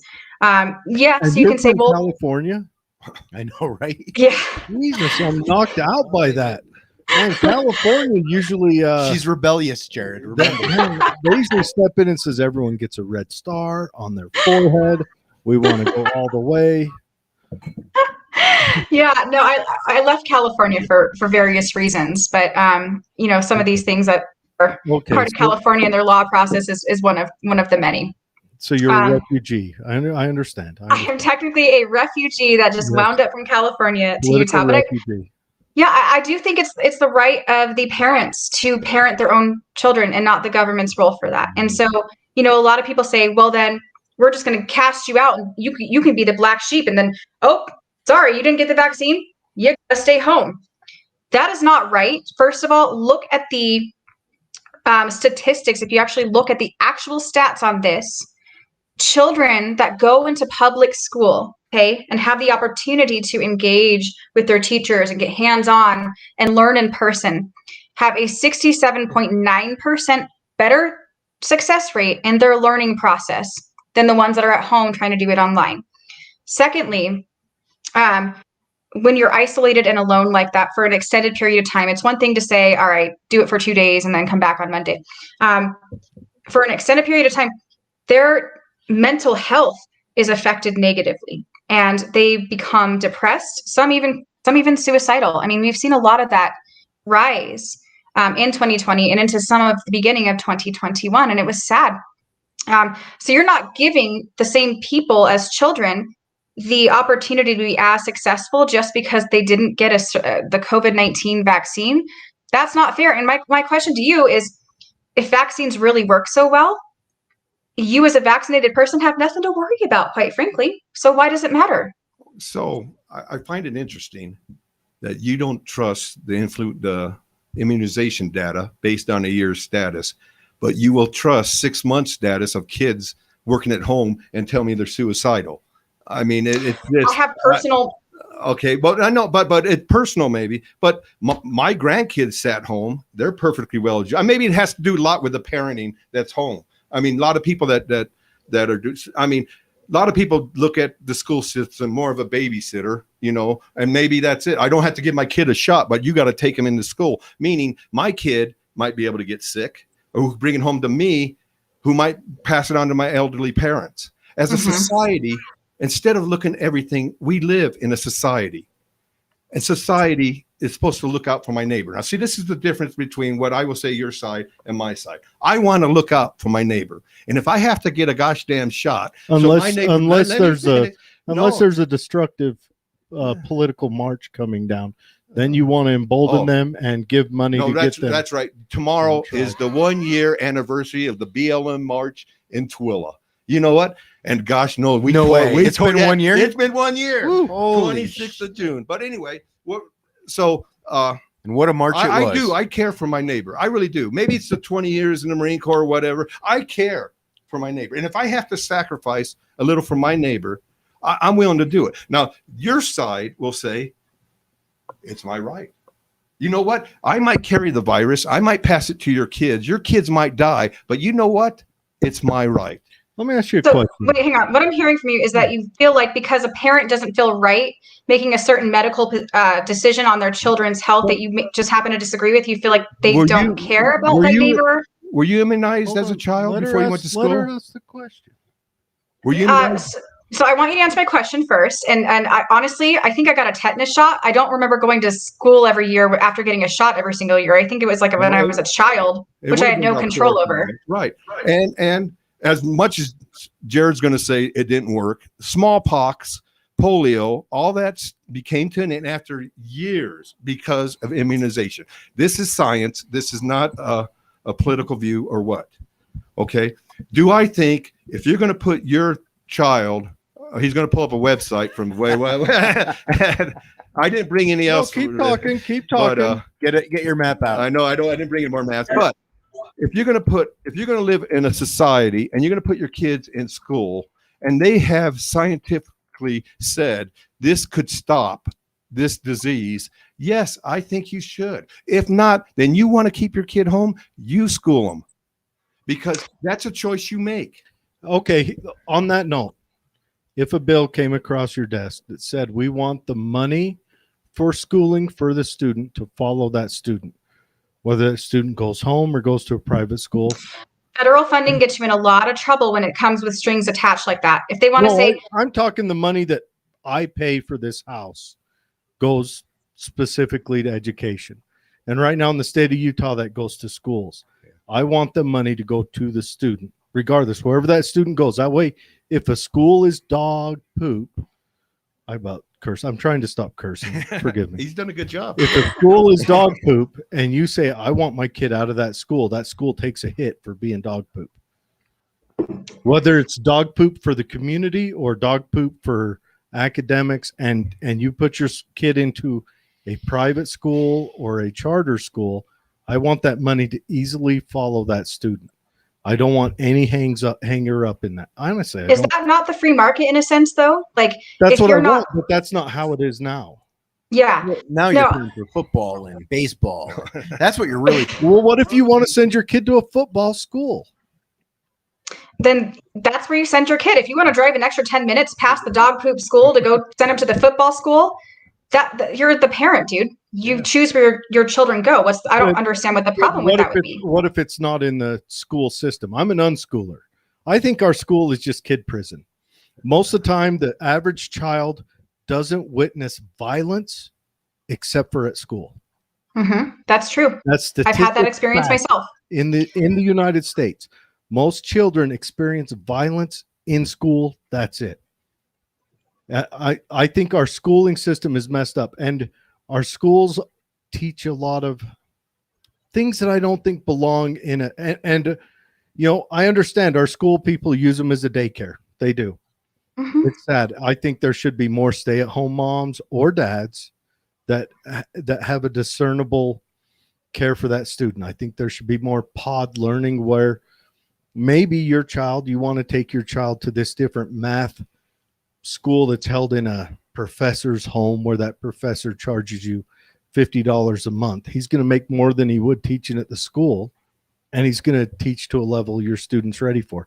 I don't think that our students should have to try to learn on the same level as everyone else the same age as them. That's horrible, because the kids that are really smart, they fall behind their potential and then possibly get into trouble because they're bored. And the kids that aren't doing so well, they don't get the attention they need to keep them moving. Well, and there's a lot of pressure put on teachers in that regard too, because each class has an average of if I had to guess, 30, 25? I mean, that's a pretty big. In Utah, yeah. So we need to get rid of the way we educate. Horace Mann was a horrible person. We should dig up his grave, flip him upside down, piss on it, and bury him back up. That's fine. But he's a terrible person. She probably doesn't know who Horace Mann is. I know she doesn't. Neither do you. So I agree that it's hard, and a lot of it is put back on the teacher, saying, well, you're teaching the same curriculum to a group of individuals, and so therefore, if you see somebody who is getting a C versus an A, and that you see a common pattern and whatever, work with your students individually, tutor them, teach them, try to understand. But when you have a group of 30 children, that's a little bit easier said than done. Yeah, I do think that's a kid you don't like. What if that kid's? I mean, let's face it. I'm an ugly guy. Means I was an ugly student. I was probably ugly to most of my teachers. A lot of my teachers. I don't think they would base your education off of how they think you look, though. For once, I agree with them. Hands down. I agree. Hands down. I had a math teacher. Who, when I asked a question, would tell me to just sit there, not come over, not try to whittle it out with me. None of that. Well, and here's the thing. I think that there is a lot of flaws in our school system. Do I think we should abolish them?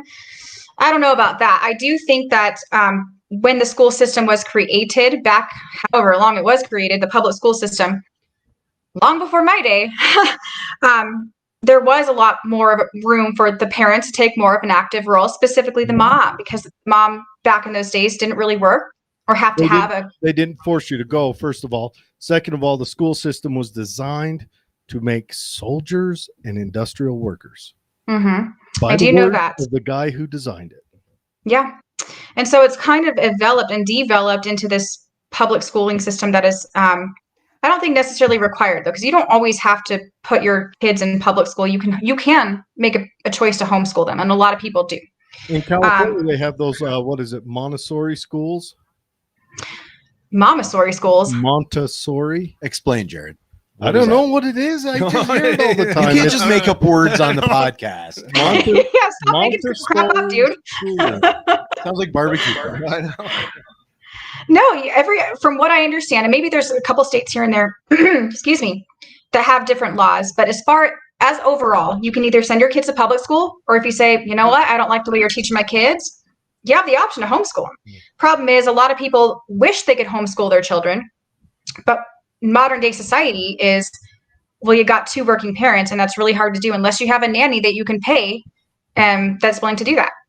So that's the challenge. One of the problems is, though, that the money flow doesn't go towards homeschooling. It doesn't go towards pods. Yeah, if someone's homeschooling, that money still goes to that dog poop school. Mm-hmm. And the parent has to eat that. That's why I'm saying I want that money to follow the student. Wouldn't it be cool to implement some of that money towards pods? Like what if a mother and a father, both of them work, but the mother could take a job that would lessen her hours or adjust her hours, and that money that followed the student could supplement that, and the mother could teach at home through. I would love an idea like that. I think that would be a great solution, and I think we'd have a lot more incentive. And Utah offers a lot for homeschooling. I have a niece and a nephew that are both homeschooled. Yeah, All right. I think that's a great suggestion, Jared. I love the idea of having it follow the student and not where you actually live and what zip code that you're living in.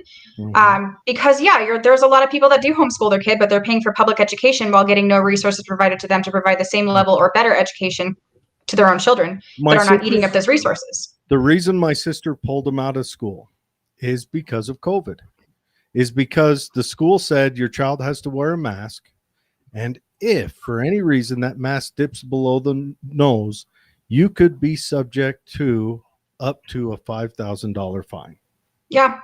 Well, you saw what happened at Granite School District, right? A couple months back. What's that?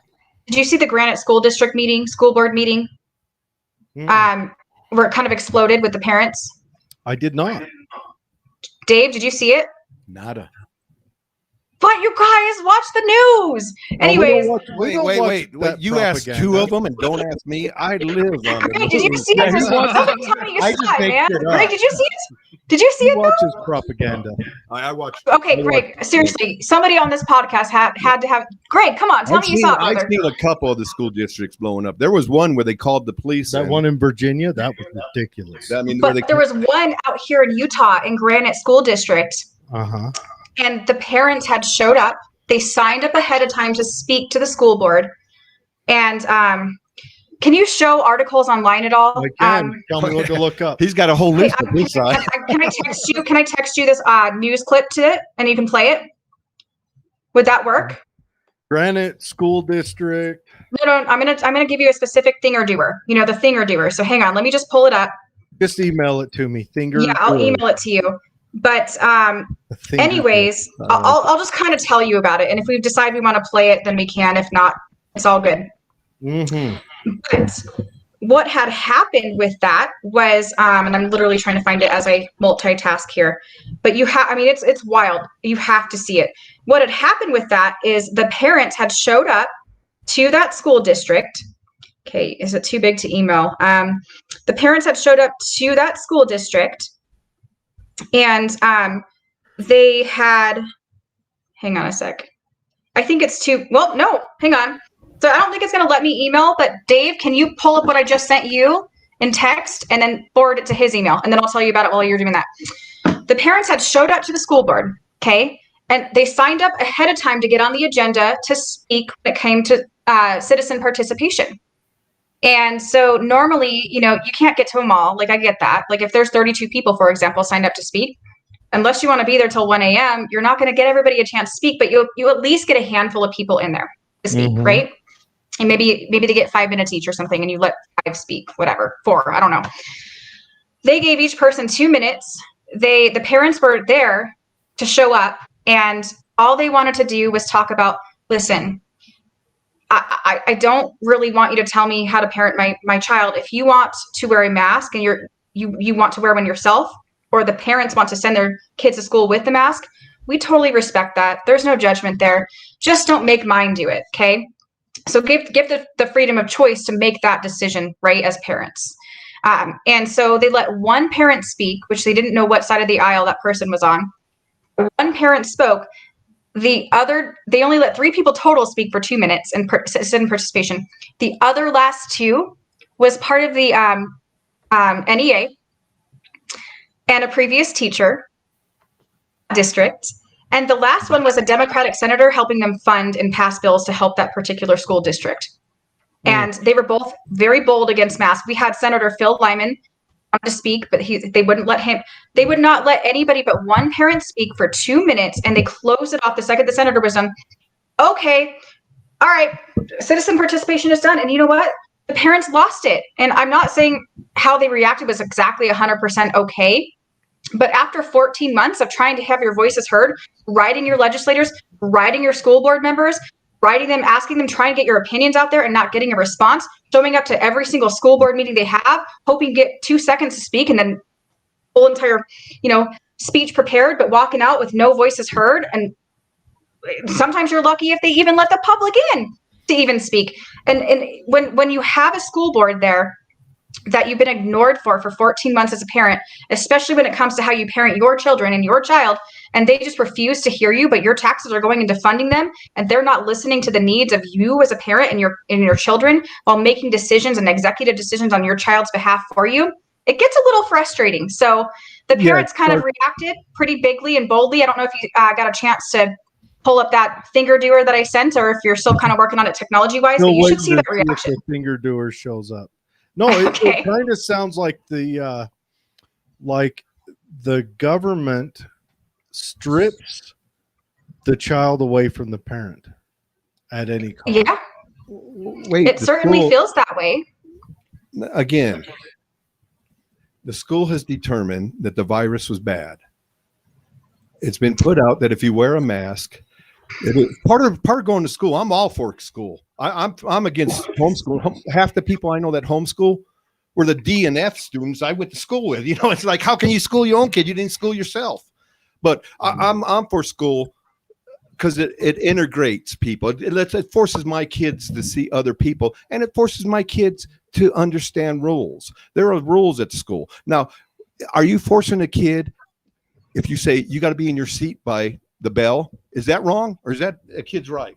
Does a kid have a right not to be in that seat when the bell? The kid is a minor when it comes to what time they have to be to school. Right. It's just like saying, should we get rid of speed limits then and take away our rights? That's a whole different concept. So I have two questions though. No, let me finish the point. If the kids are wearing masks because it's part of the rules, why do you think if that kid has to wear a mask along with his shoes,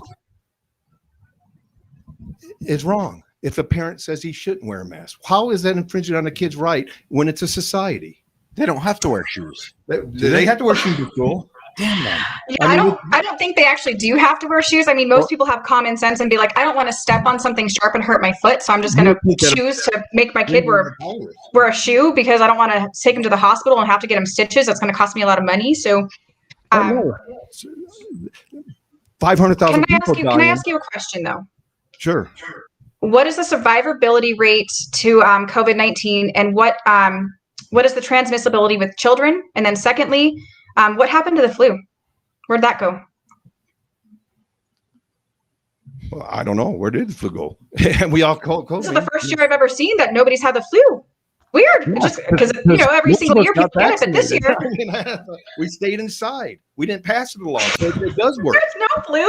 How do you go from having a flu since beginning of man, essentially, and then this is our first year because people stayed inside that we don't have it? No way. The point, Greg, what you're saying is that we were a high success on the flu, so therefore we should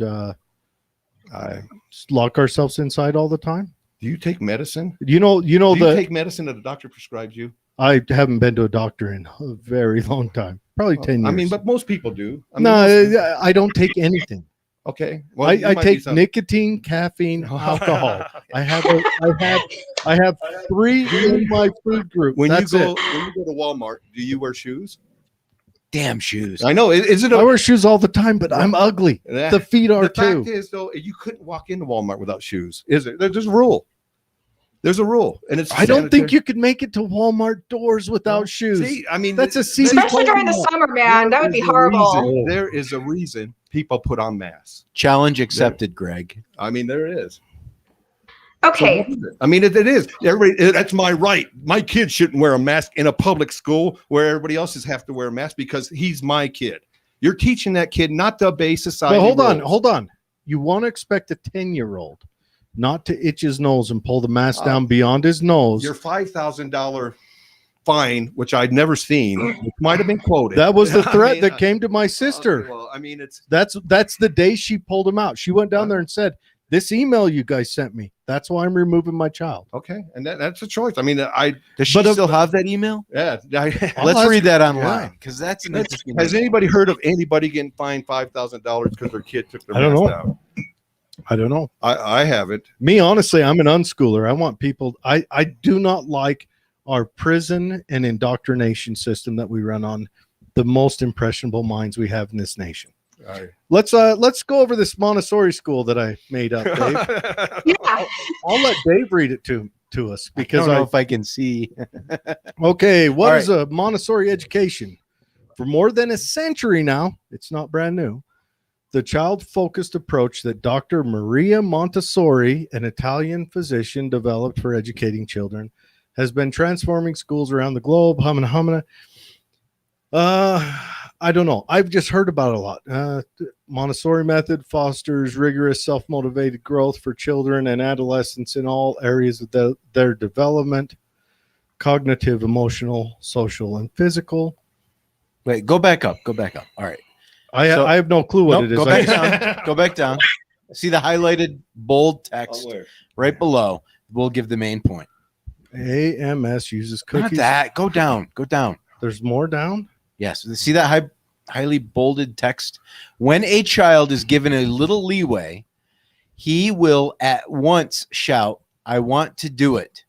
But in our schools, which is have an environment adapted to children's needs, they say, "Help me do." No, I'm sorry. "Help me to do it alone." All right. Yeah, I've had too many months. This is a safety guy. Now, a safety guy, he gives out safety briefings. Why does everyone hate safety briefings? When a child is giving a little leeway, he will at once shout, "I want to do it." But in our schools, which have an environment adapted to children's needs, they say, "Help me to do it alone." All right. So interpret that for me, Jared. I guess she says in their schools, because their schools have adapted learning, the child shall ask, "Help me to do it alone." I don't know what she's saying there. I've just heard of Montessori school. I didn't go to one. Shit, I damn near dropped out of every other kind of school. Look, Shannon, when it comes to education, and if you do get elected, that's going to be a tough one. I mean, there's going to be so many gray areas. There's going to be so many opinions. God bless you if you have to actually make judgment on that, because I really think that when it comes to education, I just don't think we know as a society what's best yet. Is that a fair assessment, Greg? It is a very complex issue, and depending on the issue and all the different factors contributing to whatever issue when it relates to education, it's going to be complex to work through. But one common foundation that should always remain, is the parent has the right to parent their child. The parent has a right on their child's health care. The parent has a right on what they learn. And if they don't like it, they can pull them out of school. But at the same time, you got to remember who the parents are and who the teachers are, the babysitters are, the 8-hour babysitters, not even 8 hours, but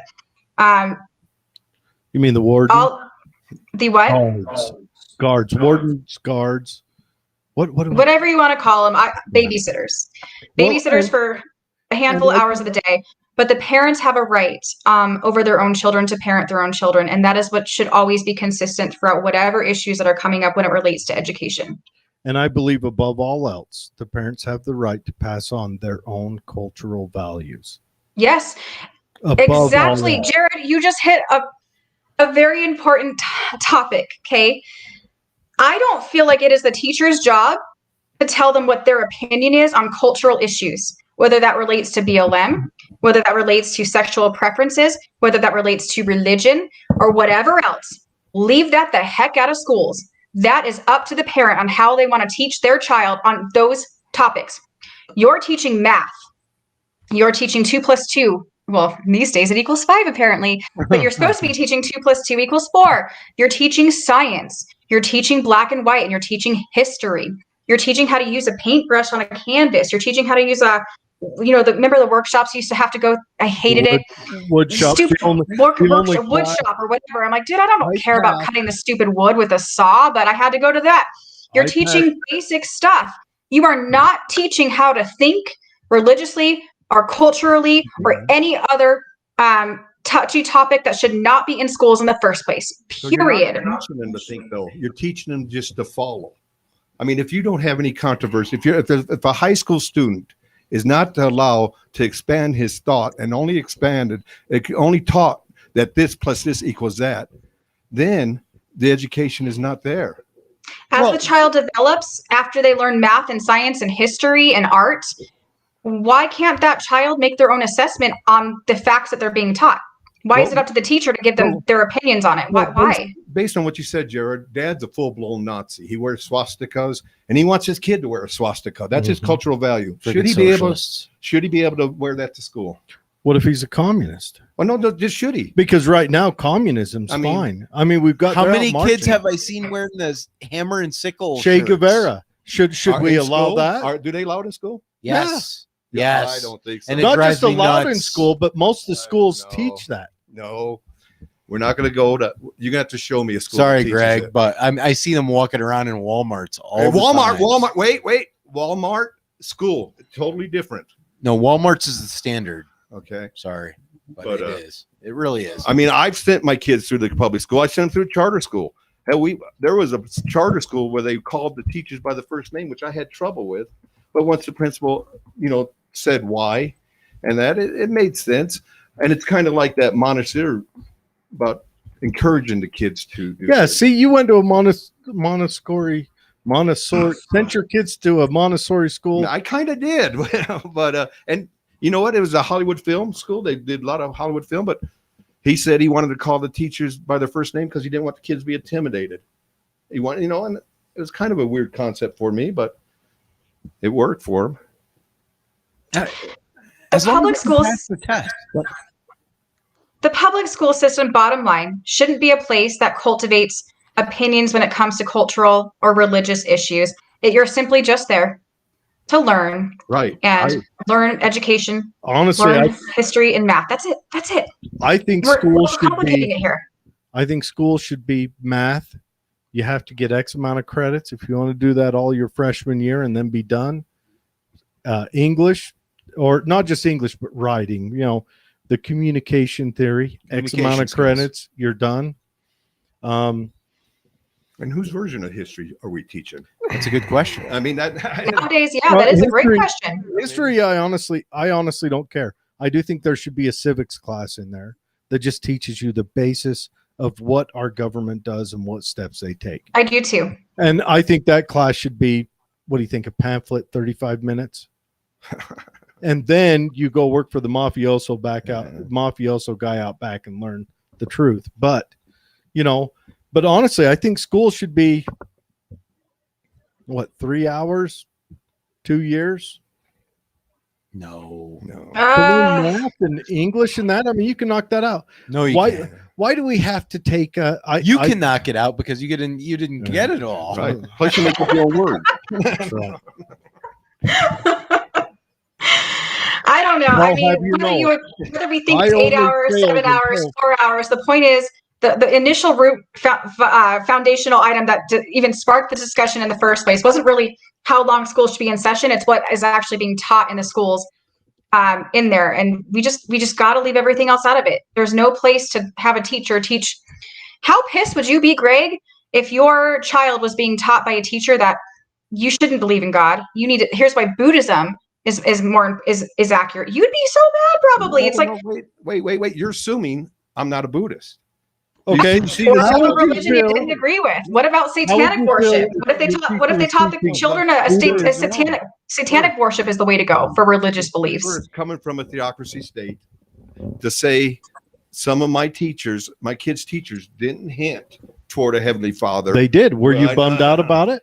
Not really. It's because, when my kids get home, it's kind of like, I remember once when my 10-year-old, 11-year-old kid was saying, this one kid said, God, you get to watch monster movies at home, horror movies at home. And my kid turned to him and said, yeah, it's not real.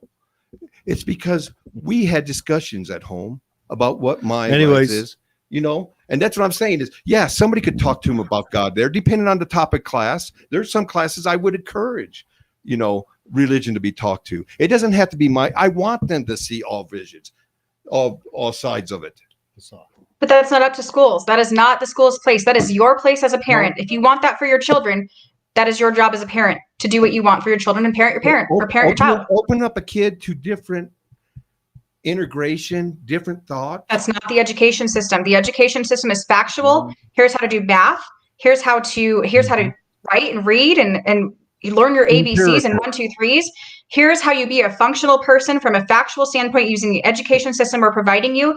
Anything outside of that, in my opinion, it's not up to school. You don't think school combining is like a cultural diversity, cultural integration, where we I take? think that is obtained throughout life and Why would you experiences. expect that from a school like, say, here in Tooele? Well, you know, Cultural diversity, we're going to dig that out of Stansbury Park. you know what? How about Grantsville?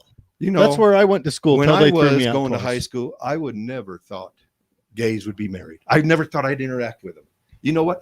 Kids nowadays, because of integration, because of school, because of everything, they don't even look at it. Hopefully, we'll get there with race. You know what I'm saying?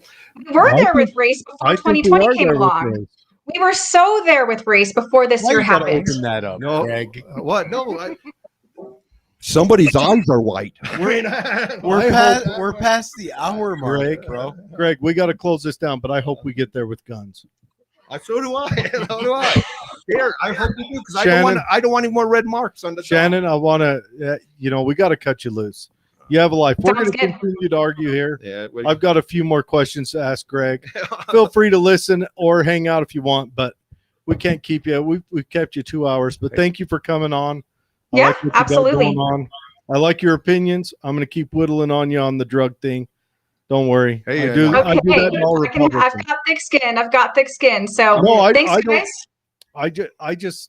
I see the government only does one thing right.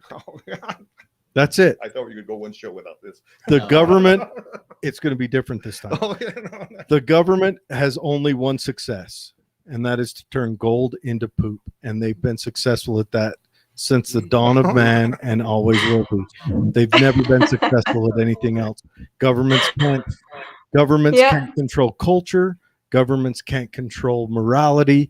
You cannot legislate those things. Those things are from the bottom up. But turning gold into poop, government succeeds every time. And I wish once they would be honest and write a bill saying, hey, this is the Patriot Act, which means we're going to spy on you. You know what a patriot is? Someone who overthrows their government. Who questions the government? I agree. Overthrows their government. When the government turns tyrannical, against their government. And wins. And storms the Capitol. Is that a patriot? Okay, well, this is going to open up a whole, yes, we can talk about this for hours. All right, Shannon, we need to have you back one time, not to talk about your running politics, just to have a bullshit session. Oh, damn it.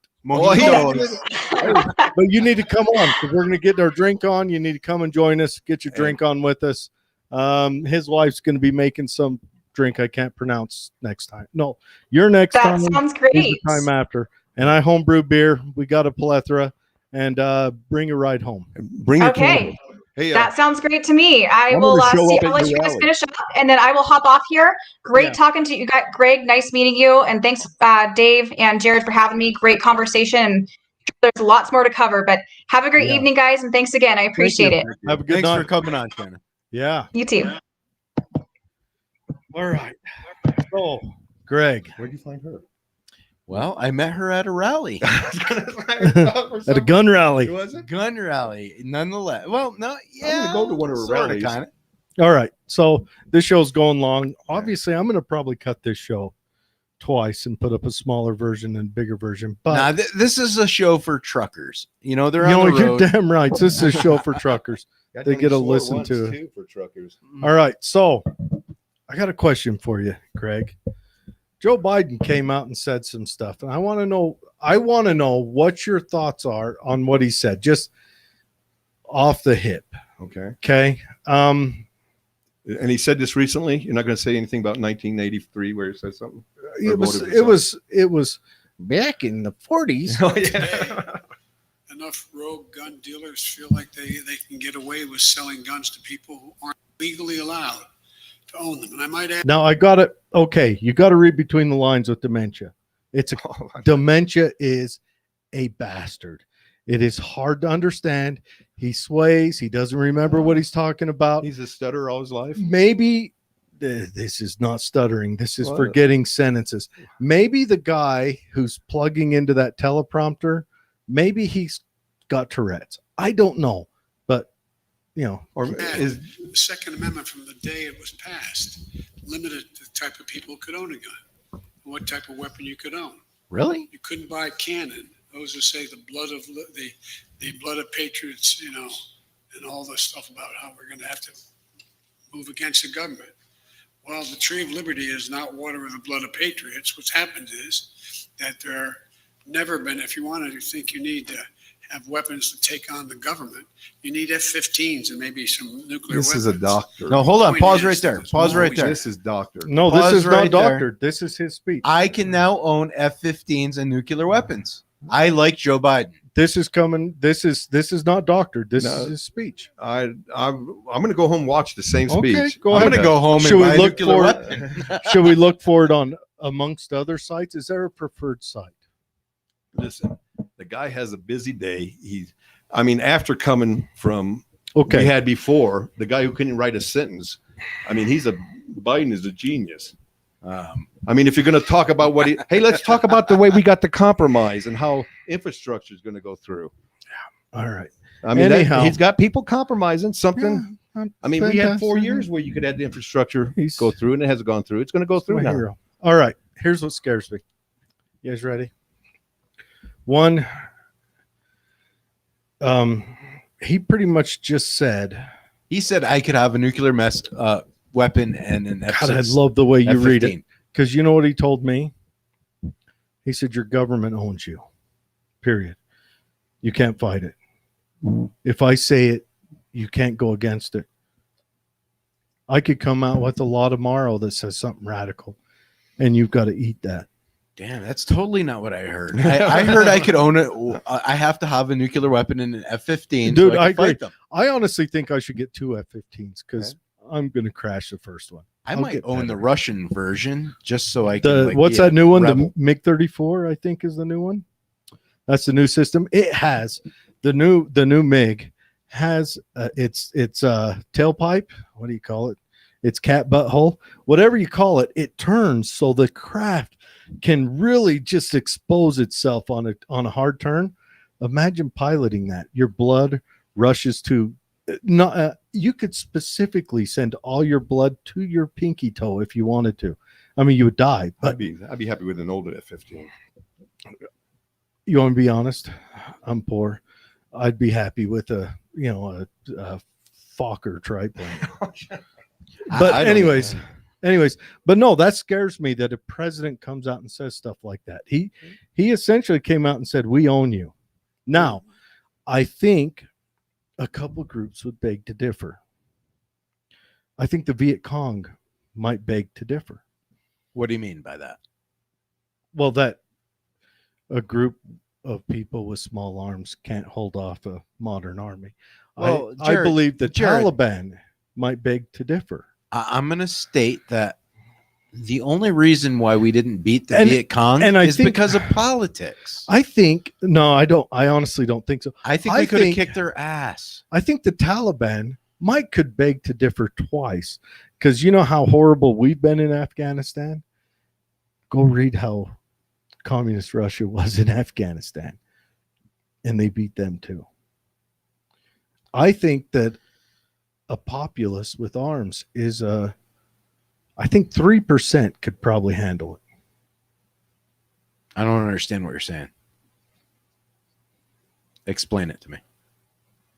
I think 3% of the population who decided the government did not own them could handle it. But that's my opinion. I don't know if anyone else agrees or disagrees. Yeah, I could see your point if you're close to the air bases. If you're close to the air bases and you can actually stop the aircraft from taking off.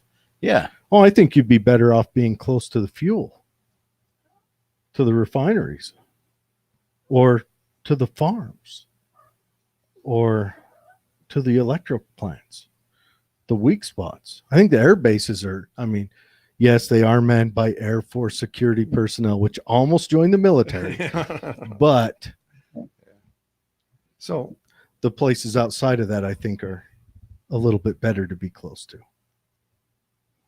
the 3% in this country can't work just because everybody is armed. There is the benefit of being an armed society. No. I think you misunderstood what I said.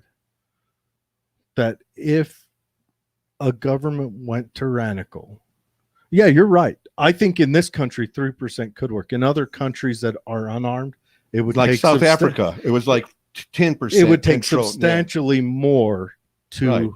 than 3%. Here, 3% would work, which is here 3%. I think in a country like South Africa, which has arms, but it still took more. But they also had apartheid when they went through. Right, that. right. I'm just saying because 10% controlled the 90% for years. With Well, apartheid. it wasn't 10 and 90. It was more like 30-70. But you know, numbers awash. But you could look at that the same with Lebanon. You know, same numbers, same circumstance. It was an economic circumstance, but not to go out on a limb, but South Africa was much better off prior to what they've got now. Economically, not. It depends what color skin you were. No, then, then, no. The way look at the economics. Yeah, if you were white, it was there as a oh whole. my gosh! If you could get yourself a hold of a few black albinos, you could make magic potions. So there's no way that I could. I'm just telling you, those are just the economic facts. No. They're laid out. I mean, right now South Africa's doing great. My son just came from there. He kind of enjoyed it. Doing great. I heard the tourism. Actually, okay, so I have a niece I actually right have now. a friend from there. I have a niece who's over there right now, and she's enjoying herself immensely as a white lady. I have a good friend who is a South African. Is he black or is she black? He is not. He is a Boer. A Boer. Mm-hmm. Jared has a friend. No. Okay. I know that'd be ridiculous, but I don't know. What do you guys think about? We're shedding people like crazy. It's been a long show, but what do you guys think about Biden's speech? I think he might. I think it's starting the dialogue. We had, like I said, it has to start the dialogue. You might not agree what he's saying, and he's not saying this is the way. He knows he's got to get people on the other side to come along with him. But it's like you said, here's one side, here's one side. We got to start coming together. And this is what is nobody from that side is willing to do. Do you think he was honest in what he said? In that you couldn't own a cannon and things like that? As long as I can own a nuclear weapon and an F-15, we're good. I really have to look at the overall content of the speech. Yeah, I mean, it was a clip. It was a clip, Jared. Oh, yeah, that's true. I mean, to say it's... They do the same thing to the other side. Yeah, I mean, both sides. Mhm. They slow it down, make Nancy look like she's drunk. I mean, they make Nancy look like she's drunk. Oh, it's I'm sure that's not intrinsic. Hey, and I don't care. Look, this is one thing, Greg, you confuse with me. I hate both parties. maybe I hate them both, but one is more tyrannical than the other. today. One wants more, and yes, today. One wants more control over my life than the other. You take me back to the 60s, I would have been a Democrat in a heartbeat. see, and I would have been the hippie. I've been right side Abby Hoffman. You would have been a Democrat. I would have been steal this book. Yeah, but no, I believe in free speech. I believe in freedom of movement. Right. And I believe that the government does not need to be involved as minute as they are in our lives. So, I mean, I believe we are being raped and molested by people in DC. and I would. That's ask, end of discussion. That's it. We're being raped and molested. Wait, how They am I are being raped? they are robbing us of our future. Of how? This How? is the same argument they had in the 60s. This is the same argument they had in the 40s during integration. They're always robbing us. There's always a threat. I mean, this is the 1984 George Orwell. There's got to be an enemy. If there's no enemy, you're not feeling threatened. And if you're not threatened, you're happy. What do you think about when Biden shut down that pipeline here, but passed that one in Russia? I have no idea. About when I don't know the subject, I'll be honest. I don't know it. Okay, so Biden shut down the Keystone Pipeline. Which a lot of people thought should be shut down. Mm-hmm. but they're still going to get oil somehow. Right. So that means rail or truck. But the Druzhba pipeline, that is a pipeline that will make Russia our forever enemy, I guess, according to the Democrats. But Biden, Or maybe them shooting a missile at us might make us even more of an enemy. he didn't shoot a missile at us. Russia didn't shoot a missile at. Read that. Is that on the screen for Well, the audience? somebody. Okay, no, it is not on the screen. Russia shot a rocket at Great Britain, Okay. not at us. Well, Great Britain's a pretty good ally, Okay, that's fine. but it's okay for them to shoot at us. I don't know. I You don't care. know. I don't want to go to war with anyone, Oh my gosh. and I don't want to go to war for anyone. So why are you worried about a Russian pipeline? I'm worried about them shutting down, taking us off off energy independence. How's that shutting? One pipeline's going to take us off energy independence. Well, it slowed us down. so are you happy with the windmills? Are you happy with solar power? If it Because runs all the time, I would be happy So with it. we probably maybe battery cars. I mean, we're all for those, right? That would take us off independence. Yeah, it got a long way to I mean, go. it is. I mean, in forward thinking. California, because of the windmills and all the other stuff, they're telling you not to charge your battery cars today. But it's a way to take it off. I mean, Well, I mean, they're telling you not to charge your battery cars today. Today, they're saying that in California why are they saying that? because they're running out of power. Well, don't they get the batteries from China? Well, that's another good point. Of course, the mining, it takes 7 years to recover the economic cost on an electric car. And buying a lithium battery is about double what it was a couple of years ago. Well, everything's double what it was a couple of years ago now because of the economy. Can we blame it on Trump or Biden? I don't know. I think just we want can them- definitely blame it on China. I just don't want I the don't- government involved. They're screw ups. But the They're whole not world, successful people. the whole world is consistent about governments. It is consisted of governments. And there's no way around the reality that all the world is of governments. Okay, but can we at least back off a little bit? No, no, not at all. Not at all. Oh, I agree. Oh, it's 3 days ago. I'm sorry I said today. California and their energy grid. Oh, yeah, you're right. It's just because they've got an energy grid and not It's not. massive Democrat control that's I mean, restricted growth. how does the oil being shut down affect the battery Oh, operated it might car? be the coal that was shut down as well. I mean, the electric car is powered by something else burning. But if you shut down the coal, which is what the dominant, I think it's like 70% of our electric plants are coal. We can shut down all the coal today and this show ends because we can't do it. Wind makes up a hiccup. Solar makes up even less of a hiccup. Does it? Does it? I How know. do you Actually, know? Solar probably makes up a little bit more of a hiccup. I think we could get 75%. But you know what makes not yet, not even close. Well, And- think about this. All right, Jared. So When the the cloudy sun- day comes by and The cloudy day comes by and it's windy, right? and we gotta is it? Is it? I don't know. Check out the statistics. You know, but then we gotta dig up the rare earth for the batteries. That takes diesel still. Right. Or, Well, we can use slaves. or we can put smoke in the air and we can get warmer and we could have a drought and we can just We've got Smoked. to let the free market figure this out. Governments have never figured out anything. that. How does the free market figure it out? I mean, a Because totally they- free market. Because a free market sees a hole and fills it. No, but here's the thing, though. Here's the thing.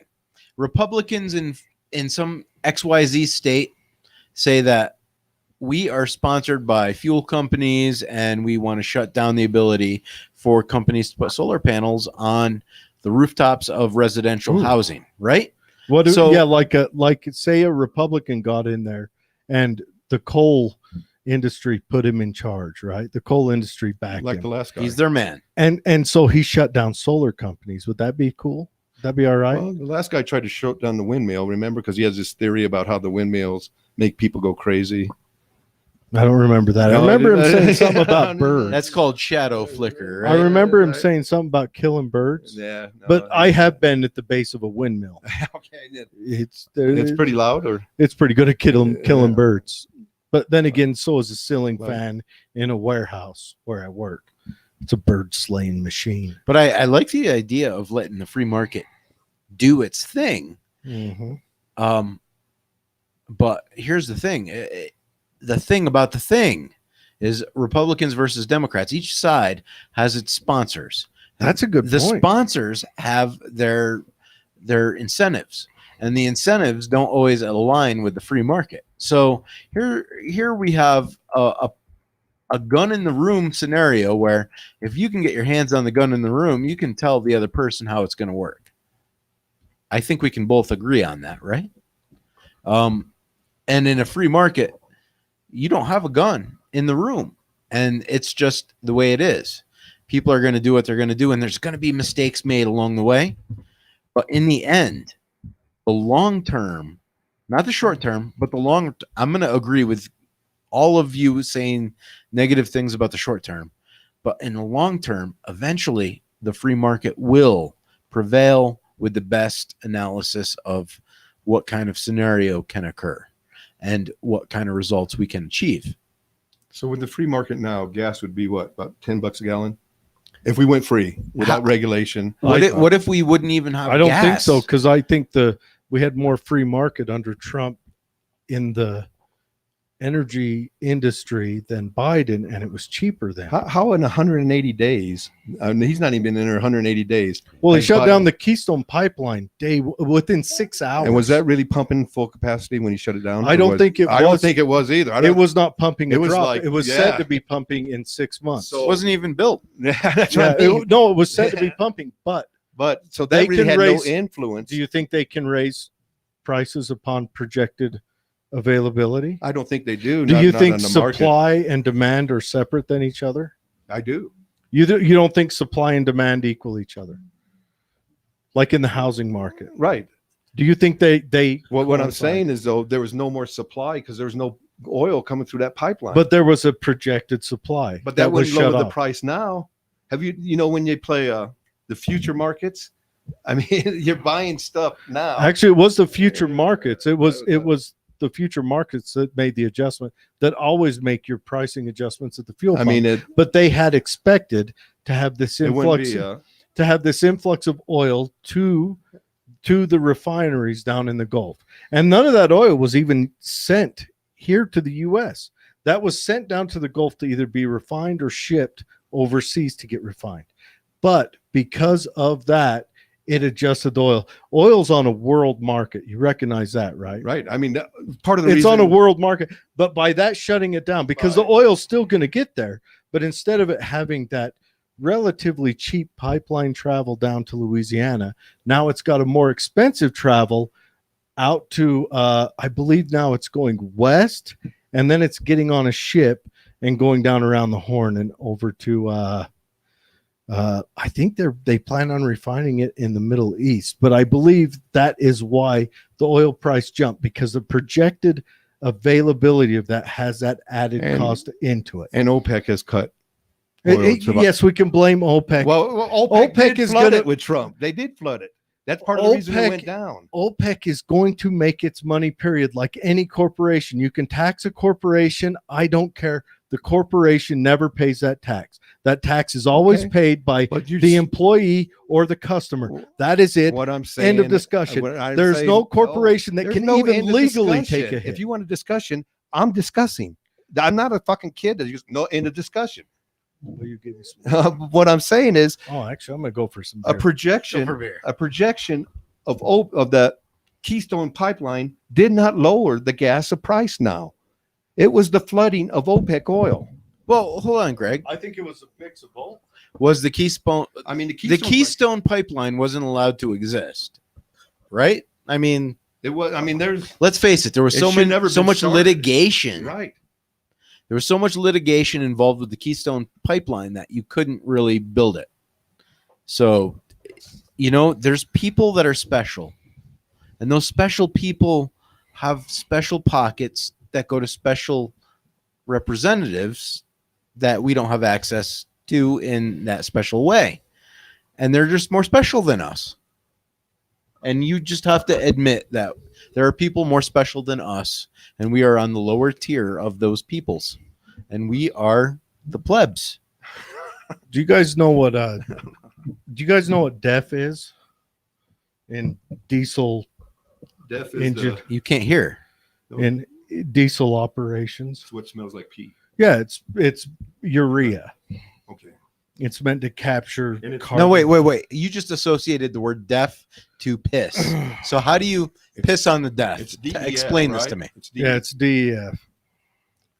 Go a little deeper. That's it Jared. right there. DEF. It's just urea. What they do is modern diesels. Obama put in a law that said diesels have to get down to this much and have to produce this much carbon. So the companies experimented and ended up coming up with DEF to meet the environmental needs that Obama put into law.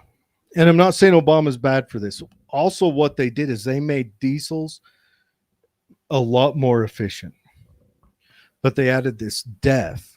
And I've just been hearing this. I drive a lot of diesels in my job, tractors and heavy equipment. But I've heard that California is trying to get DEF. California, one of the big pushers of DEF initially, is trying to get it outlawed now because it is apparently a bee killer. So what you're saying is they tried something new, it didn't work, And now they're like, oh, let's not do this. They forced something new on the nation, Right. and now they're trying to backtrack. So what is it exactly? It's something they put in the diesel. And It's urea. Urea. It's just a I've chemical. heard of it, and I've heard of the Yeah, smell. it's if you ever see a diesel, you'll see the gas tank, and behind it there'll be a little blue lid on a little tank. And it's supposed to capture particulates as they There's exit something the I don't exhaust. know the science behind it because again I can talk crap, but I still don't know. And when did they?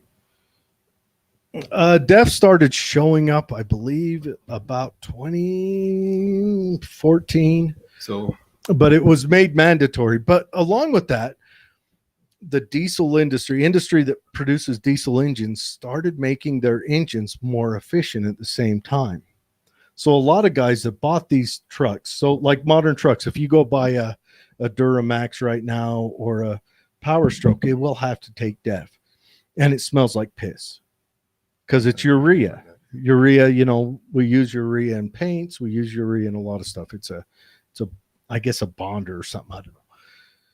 But a lot of guys that buy those in states or areas that they get it deleted. So they have that exhaust pulled off and they have the computer program rewritten so that DEF isn't involved, and their diesels get fantastic mileage out of it. And so, but I heard that California is trying to get DEF removed nationally. I just heard that. I don't know. I just And heard it through a here's an grapevine. example, Jared, of they tried something, it didn't work, and now they're going to reverse their opinion, which I don't think is a bad thing. Okay, here's a question. So you try something nationwide on an industry that is already running tight on the margins that we're already hurting for, that's going to have a cost to reverse. You can't you can't just not put DEF in it and run it. If you don't do that, the engine goes into what's called limp mode, and your semi truck in high gear might do 17 miles an hour. like one more beer, and I'll be in lit mode. So you just can't undo it. It's going to cost $20,000 a semi Oh, is it? Is it that? at least, Wow. Because government mandates it. So because government mandated something new.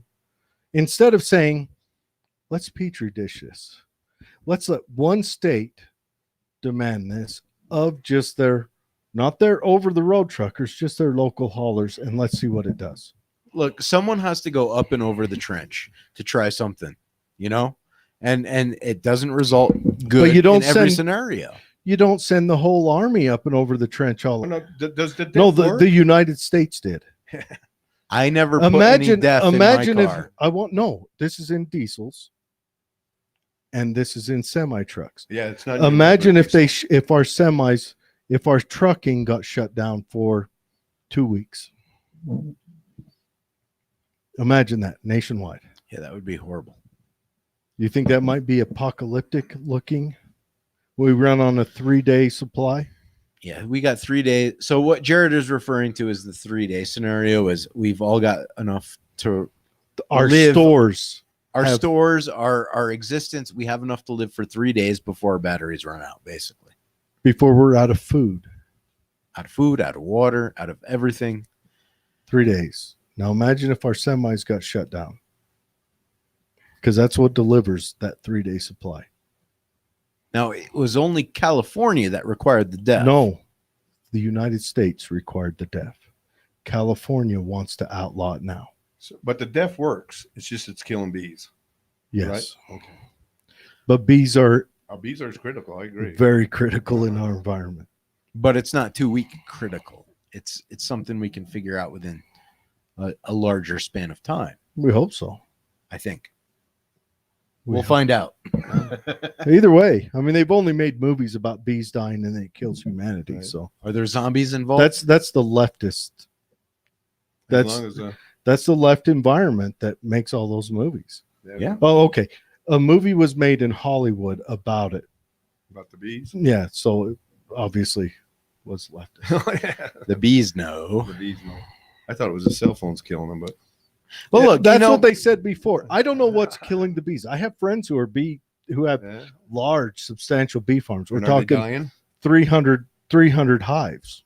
Like Yeah. they ship them out every winter So are to they dying, California and Texas. bees could naturally He doesn't die. think so, Uh-huh. but we're out here in Utah, so I guess I don't know. Maybe in California they're dying. I should ask him. His bees came back a few months ago from California. Because He says the honey from the almond orchards. He said it's god awful. It's not sweet. He said it tastes weird. I want to try it. Make some mead. yeah. I enjoy honey. I can say this. I think I know the friend you're talking about. I bought his honey. We still have his honey. We're using his honey. This is a different friend that ships bees. I think that friend that you know about, I think he ships bees to Texas. I'll have to ask him. The other friend, he's a guy I work with. Now there is a bee culture in Utah. Right. I was part of it for a Mhm. while. We Now- did have bees. Were you a bee I was bee we raiser, lasted a for bee 2 farmer? years, 2 years. Yeah. They're fun. Why did you stop? Well, it's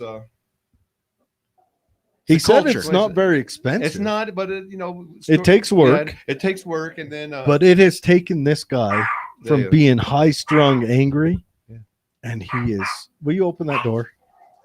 And he went from high strung, angry to peaceful, It and is. he's like, it's like he found the Buddha, He's content with what, dude. I'm with his telling existence. It's kind of fun when bees are the ultimate communist I mean, organization. you. And right now, well, yeah, any insect is, because just to watch them, insects live in a hive. they all They know receive their their role. They all orders. know their role. They're all female. Yeah, They wear their masks. The They wear their males. mask. The males are kept Yeah. trapped. I heard there was a chick talking on a podcast the other day. She's a I don't know. I think she's a left-wing chick. She has a lot of socialist views, but she's anti-vax. She says, you watch in 10 years, men who weren't vaxxed are going to be high price for women out there. Hell, they might be kidnapped and kept in cages and milked like cows. And it popped in my mind, someone putting a cow sucker on my, and you're just like, please, no more. Can I have some Gatorade? I can't handle it anymore. You're all swollen and sad. Yeah, it's kind of like I said, you go in there and Here's my issue with the vaccine is I wouldn't take Viagra a year out of the shoot of them making it and telling me it was safe. I would not have taken it then. Back in, what was it, 88? So are you taking it now? You don't need to know that. The way you said it, I don't need no Viagra. I'm a Republican, man. We pumped that. No. Anyways, I wouldn't have taken it back then. I wouldn't have taken any drug a year out the gate. I wouldn't have, and I don't take drugs anyway. Honestly, don't. Well, no, I mean, and I might take a poppin' and acid once in a while. I take cholesterol drugs. But I mean, like, I think that comes with age, Jared. I Right. mean, like, the older you get, the more susceptible to the propaganda of doctors you become. Yeah, a lot of people have bad words about cholesterol drugs. What do they call them? Statins. Yeah. That you're stuck on them for life. They get your body to where it can't fix it itself. I don't know. I take it like every. All right, so I bring the statins to my work, and I forget about them during the weekend. And when I have my coffee in You front of take me, them Friday, I think about it. I'm like, oh, I got to take my cholesterol meds. Friday, Sometimes I or forget. I mean, Monday through it's- Thursday, you're taking your statins, and then Yeah, there's- pretty much. And you know, and I'm not anti-vax. I'm not against it. What about boosters? I just So- don't know if I would want to take it. And the word, I mean, this has come out every time. Came out, you take one shot, you're good. Now it's two. No, now it's going to be every. And 9 why is that months. second shot all of a sudden different than that first, or has a different reaction than that first? Is that because it doubles up on what went into you first, or is it a different shot? And now they're saying you're going to have to take it every year, or every 6 months, or every 3 years. What is going on there? That's that, and that's not a sign that it's bad or that they screwed up. That's a sign that they haven't tested this thing yet. It's a sign that they just don't. have I enough data. had COVID. I had the state calling me 3 times a day trying to get me to rat on my family. It wasn't the Delta variant, though. I'm sure of that. I gives less than a shit. I had it. Huh? Neither have I. I'm Old and gonna strong. outlast them. No. But you know, I had it. Yeah. Okay. Maybe I got lucky. Maybe it's just this high lean machine I've Yeah. got running here. Maybe when I caught it, I just had vitamin C sometime that day in a hot pocket. Or maybe when I caught it, it only got this far in my body because the sun was at this whatever. But whatever it was 6 hours of body aches. I got lucky. I recognize that. I know it's killed people. But I do not want to. I caught COVID on accident. I didn't go out looking for it. Don't know where I caught it. It came along somewhere. Okay. I had sniffles the night before, not even bad sniffles. But at my work, they were saying if you have anything, you need to call. You need to call in and go get tested. They were freaking out. So I called in. All right. Yeah. I'll call my doctor. Call my doctor. She's like, well, we need to test you just in case. So I go down to my doctor and they poke a stick in my face. And the next day, the doctor doesn't call me. The state of Utah calls me. One of them slip tracers or whatever they call them, right? They call me. Oh, will you give us the name of everyone you've been around the last 2 weeks? I said, no, I won't. I'm not going to give you I'll tell them, I told them. She was a nice lady. I wasn't mean to her. And she called me again that afternoon and again the next morning and again the next afternoon and again the next morning. So you know what I did? I painted my house. Painted the front room, the kitchen, the bathroom, the stairs. Because you got 2 weeks off. Because I had to have 2 weeks off. Actually, I only got 10 days off, Yeah. which is 2 weeks yeah. theoretically. But 10 days, we go on a 10-day period out at my work. So it didn't work out to be quite 2 weeks, but because I worked at the time a shift work schedule, but it wasn't that bad. And I'm okay with that. And I'm okay with people who want to go and subject themselves to that. But by them not running the tests, they haven't run the tests on, is there negative effects? And I'm not saying that it makes you magnetic or they put a chip in you, but they did put in, from what I understand, they took a certain something or another and put the spike protein inside that so they could deliver that to get your cells to recognize that spike protein. A lot of the information coming out is that spike protein is the scary part of the virus. They wanted that spike protein, which was the variant of the virus, to be recognized. But if it is also the scary part, that is also another hazard. There are also some numbers that are coming out that it has had some pretty bad effects on people who, one, have had the COVID virus within X amount of time of getting the shot. It's caused neurological problems.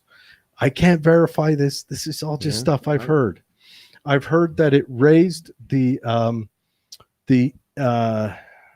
in utero mortality in Great Britain by 400%. Granted, that might be the AstraZeneca, which is still not allowed over here. but 400% is a scary number. These are all things. When I had the COVID virus, I'm through that. I don't see why I would go get the shot when I've been through the other. And nor would I ever, ever, ever force a shot on another human being. I am pro-life in my own life. I would never force anyone else not to get an abortion they desired. I would only ask, do not make me pay for it, hear about it, or sponsor you to do it. Because I want to be separate from that violence against an unborn child. Regardless of I'm atheist. Did you know that? I kind of thought so. I am complete atheist, right? I do not want to force that. I believe in I believe in liberty to its core. Liberty is freedom through responsibility. Not freedom. It's freedom through responsibility. Freedom through being accountable for all of your actions. I agree with that. Or paying for any of your actions. That's what I believe in. That's why I don't want any crazy drug laws. Because I don't think those are bad actions. The use of drugs alone aren't a bad action. Well, what about those who die from the use of drugs? Is that a bad action? I believe they paid for that bad action in the moment that they did that. Is it bad to die? What do we need to show up for? We should try that. We should all get some mushrooms and do a show. Dude, the only mushrooms I get are on my pizza. He cannot. Technically, I cannot. And technically, probably you cannot. Greg, are you retired? No, he is not. You work? I do work. Okay, confess. Where do you work? I work at Myriad Genetic Laboratories. So you know about DNA, RNA, and all that good stuff. Yeah, pretty much. Okay. I retired once, but I didn't do it well. You weren't very good. Weren't very good at I wasn't retirement. good at retire, but now I'm getting better. I'm about there. How old are you, Greg? 60. 60, huh? I wanted to retire. You got 5 years. No. I got. You're not going to wait on the medical? Going to use the VA? No. I got my military retirement, so I got that. Okay, good. I got a state retirement. I did 10 years with state, so I'll get that. What'd you do for the state? Child support. Good. Yeah, it was a little different. I'm sure it was. I mean, I did 10 years, but you talk about an unfair system. Dude. Well, unfair to who? The woman who has the baby Well, and is raising it by themselves, dude, or the guy who that is a a complicated system It is. because it's unfair to the men in the courts, but it's unfair, right? And it's also unfair in the men in the execution of child support because they rarely go after a woman unless she is. Oh, they changed that though. With meth, you wouldn't believe how many grandparents I see that have kids because mom and dad got into meth. Oh yeah, I mean, are they going after the? What are you going to go after a meth user for? We want your last tooth. See, that's the problem I had with it was somebody on minimum wage. You take away 30% of their income. The kids on assistance, you take away 30% of their income. That hurts. I mean, when you're making $10 an hour and all of a sudden they take away $3 an hour, you're paying taxes. Oh yeah, and plus you just got out of prison, so you're paying. I mean, and I paid. We force a lot of. I never went to prison, but I paid at one time because of some court shenanigans. I shouldn't say court shenanigans. It was some, I should say, out of state court shenanigans. It had nothing to do with the divorce, and it's my fault. I was not smart enough to go through the steps to fight it. I paid about 45% of my income in child support one time. Yeah. I mean, for about 10 years. Yeah. And it's so you force, but somebody with money, this guy who's making, let's say, $5,000 a month will pay 5% of his income for child support. But the guy making $10 a month will pay 30%. Yeah. It is ridiculous. And it's a system. But let me ask you this. I want to do a theoretical conversation with you guys for a second. I want to pose a theory that let's play in the bad guy of all bad guys in methamphetamine. Let's say if if meth was legal and administered by a qualified person, it was clean. It it didn't have any of the rough chemicals that come with, it was lab made meth, not trailer park meth, and that they went to a pharmacist to get their meth, and their meth came with instructions, and maybe even the pharmacist gave them the little glass straw to cook it in, whatever. I don't know. I haven't done meth. I've just been trained in how to legally enforce it. But do you think if it was handled in that way, handled in a way where they were expected to keep their job to pay for their meth, and it, it wasn't something they had to go hide down an alley to do, they could do it like alcohol, do you think that someone doing that could still maintain a relatively normal life?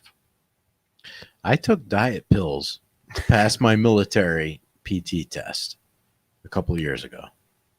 And that's about as close to methamphetamine as I've ever been. I don't know about meth, because meth is everything I've seen about meth. It actually changes this brain structure. Other drugs do not change. I mean, meth actually changes the neurons and all that. Remember when alcohol was illegal, people overused it. It was dirty alcohol. There was a lot of blindness, a lot of issues. Do you think if meth was legal, it would be like alcohol now, where people used it to reach that potential? And I would say a majority of people used it that way. Or do you think there would still be the extreme use? I'm not saying yes or no. I'm asking, do you think? I think meth might be a little different than anything else. I've done a few drugs in my life growing up. Mm-hmm. I had never done heroin. Mm-hmm. And I've always kind of wanted to, and when I was growing up, but I always saw how ecstasy, somebody that took it went on, and I was scared. The ecstasy? Yeah, I was. The MDMA. No, just the way they felt when they did it, when they said, they do the shot and they. MDMA was used in Texas prior to it being illegal as a marriage counseling drug. Say what? I could see that. MDMA was commonly used in marriage counseling because it opened you up. I've never used it. I have used marijuana 5 times in my whole life, and none of them in the last 10 to 12 years.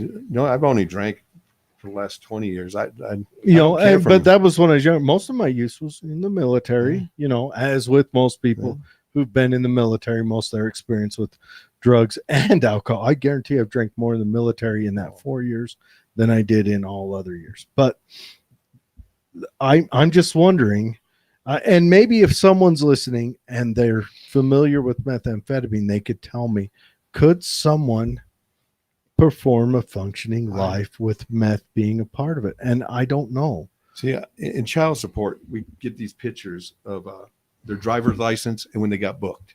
And I can always remember this beautiful 18-year-old blonde. Beautiful. You see those pictures all the time. And in 5 years being a meth addict, and she looked.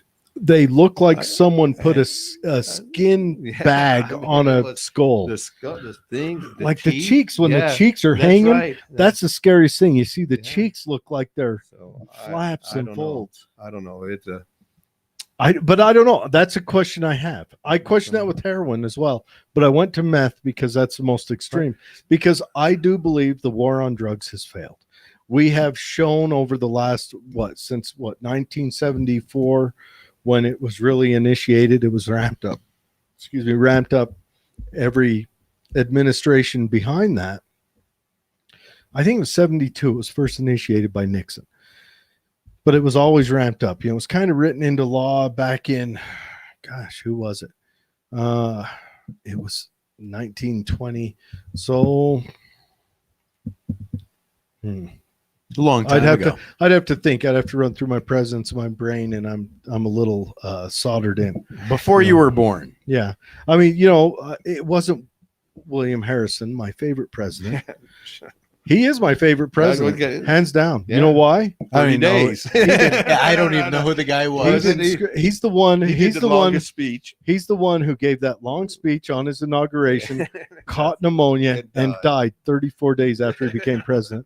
And then old Rough and Ready was his vice, and he became president. My next favorite president is Calvin Coolidge, and and Harding. Those two are kind of neck and neck. Of course, Harding died in office, got Coolidge in there, but they had the same principle. We don't get involved in anything, which made the crash of 19 awful quick. I mean, helped it out a lot.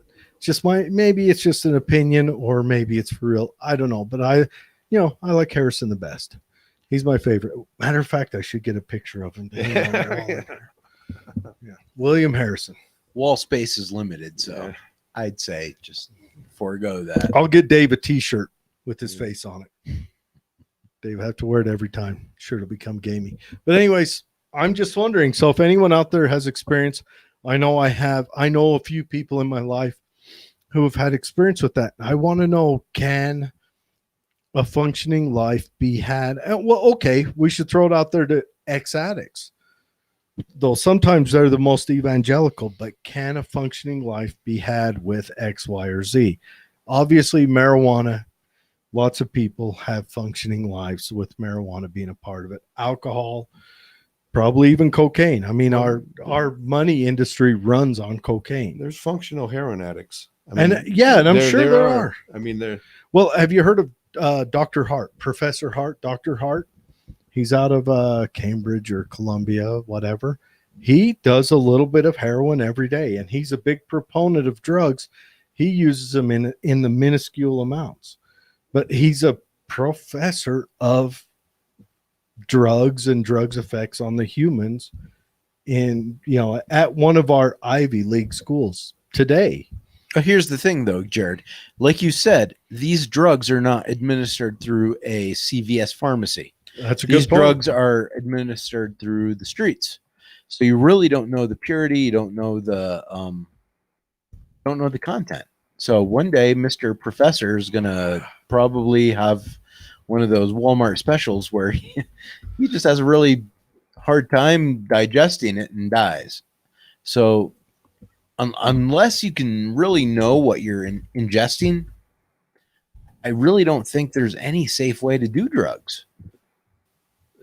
I don't know. I mean, I'm speaking well out of my wheelhouse. Of course, I listened to Dr. Hart on Joe Rogan and the way he talked about it. And Joe Rogan's another guy. I mean, he exists on, probably, if not daily, at least 3 times a daily use of marijuana.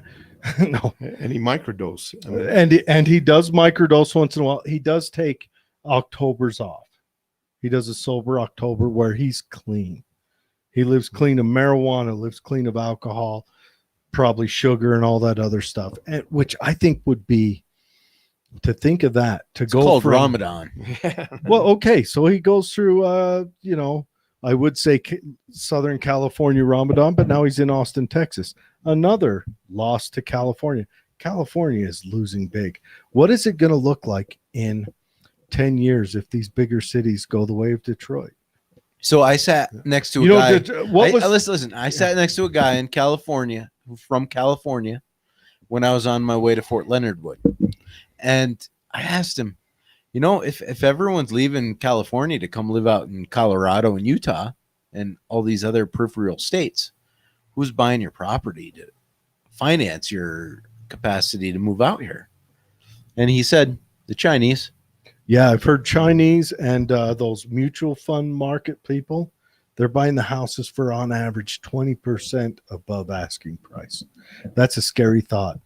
That means we might be moving towards a feudalist system.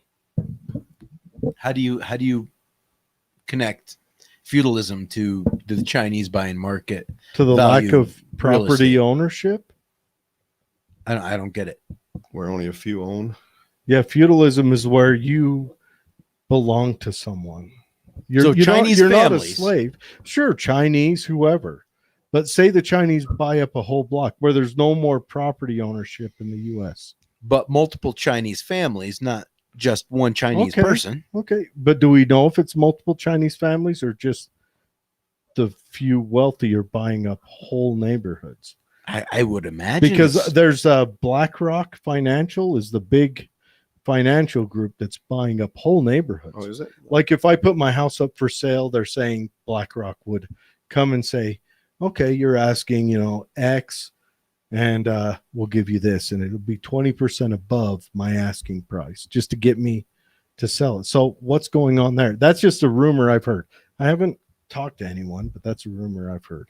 and we hear lots of rumors in society. One of the problems of our society is we're running on rumors, and we're trying to run real time on the rumors we digest. And I bet you it's going to kick ourselves in the ass, and sooner or later, just like this COVID vaccine, will it work? Will it not work? Do we have to get boosters all the time? Will it make us impotent? Rumors, real-time information, it's hard to digest and try to quantify as real factual data. We're really speculating. We're taking a gamble. We're taking a risk, and risk is about free market, and I like it. I like it a lot. I like that we're risking. We're trying to digest the data that we get and make the best decisions that we can come up with. That's America, man. It might kick us in the ass, or it might propel us into the future as the dominant culture. I don't know. I hope it does, but I don't know how the Chinese are buying all the. I don't know how taking California property ownership out of the citizenry hands could propel us into the dominant culture, but I just don't see how that could happen. Well, the Chinese are putting all their money into America. I understand why the Chinese might be doing it. One, they could be hiding money from the CCP. Right. Okay. Two, property in America, maybe because of our longstanding more free market in the housing market, might have higher gains and higher risk with it, where they're just barely discovering a little bit of the free market. Their money is making us more rich as individuals, because we could always go to, say, Brazil, where the market hasn't really changed much, and utilize all that money that we've gotten from this influx and buy ourselves a mansion. I mean, think about it. We're getting rich because we're more free and we're offering a better product to the world. And the Chinese, look, hate them or love them, they're a very intelligent culture. They're a very productive culture, and they're producing, they're gaining, they're accumulating wealth, and they want to put it where it's going to be stable. We should never let them have Hong Kong. Well, that wasn't our choice, bro. I know. That was it wasn't even ours. That was the Brits. They got a little taste of that capitalism. Mm-hmm. Ooh, single family rentals. Now your potential lower. Now this, they even say this is a conspiracy theory because BlackRock has bought 124 new home neighborhoods in Texas. Not just 124 new homes in Texas or 124 new neighborhoods. 124 new home neighborhoods in Texas. But anyways, single family rentals. Now your potential lower to middle class homeowner is positioned to be a permanent renter. This matters because for the lower and middle class, owning a home is the most major part of any financial success and future upward mobility. You know whose future upward mobility your home ownership applies to? Me, the homeowner, your children. I don't. That's how I know you don't, but other people in the world might. What, I'm supposed to care? So we're supposed to acquiesce because you don't care? I don't know. Are you? Not at all. Well, that's a free market. I would honestly think that you would want to have upward mobility in homeowners because those are people who are going to pay for your Social Security. But either way, it's in handing a home down to your children. That is how you build generational wealth. When you hear the inner city youth complain about how they've got nothing, that's a lack of generational wealth built, is one of those causes. home ownership is how you build that generational wealth.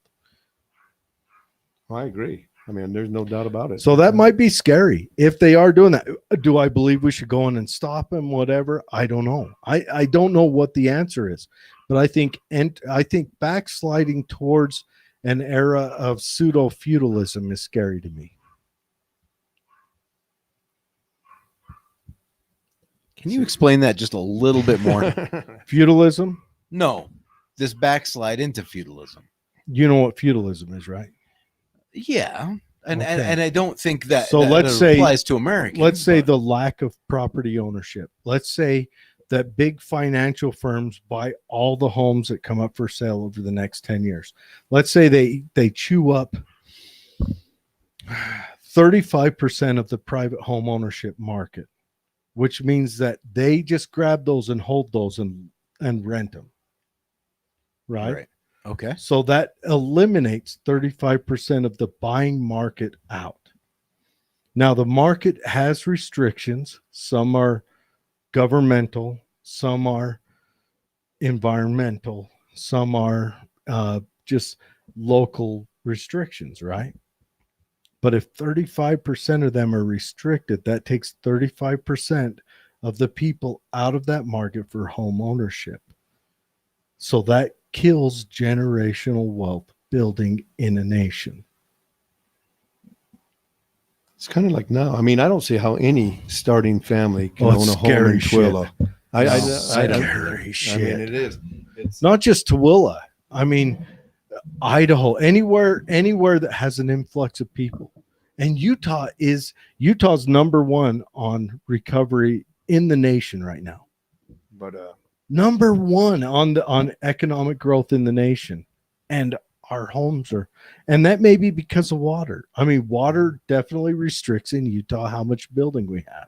it hasn't restricted over here. I mean, that's amazing. Well, how many houses. imagine if they didn't restrict what it'd look like. We'd have houses in between the igloos on Tad. No, you wouldn't. Trust me. No, you would not. But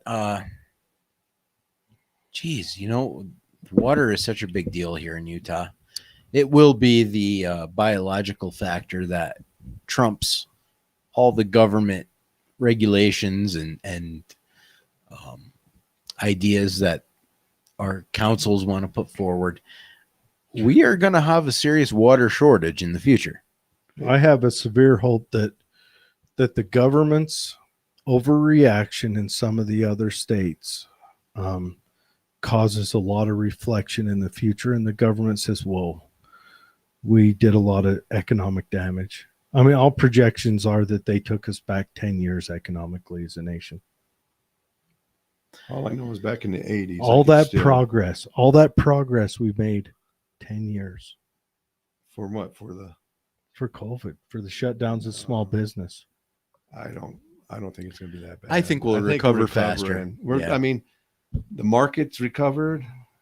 We're a durable society, bro. I don't know. Well, yeah, the market's recovered, but how many people? I mean, LA lost a congressman.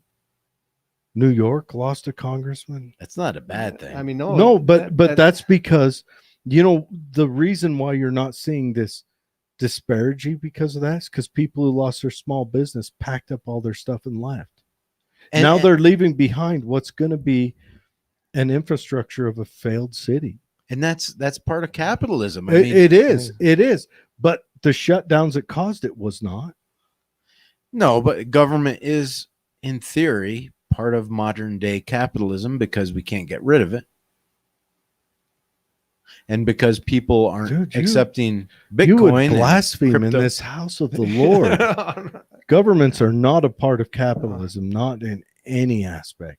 Governments are the enemy of capitalism. Look, I've been trying to tell that to people all over the world, but listen, it's just not the reality. They're bred and engineered genetically to accept government as they are. And everyone who's not is kind of like bopped on the head, right? I don't know. There were lots of places that didn't. Like where? Here. Where? Here? Yeah. In this house. You mean In this town. in this podcast? In this state. I don't know, man. How about Idaho? Look, How about Idaho making a rule 3 months ago that you cannot wear a mask in a store? how about the DABC? Well, that's a theological. Yeah, that yeah, has yeah, nothing to do with Whatever. government. Well, that's a monetary thing. You don't think this is theological? Look, Oh, that, it's theological, maybe, but it is also implemented throughout the government because they're the ones who enforce it. From what I understand, our DABC, I know this is your only griping point that you bring up every time, but from what I understand, is at the end of Prohibition, because the Mormon Church was all good on alcohol until Prohibition. The Mormon Church was like, oh, we're one with the government. We're trying to be good. So then they jumped on the bandwagon and went non-alcohol. And at the end of Prohibition, when it came back in, most states brought alcohol back in through a state agency.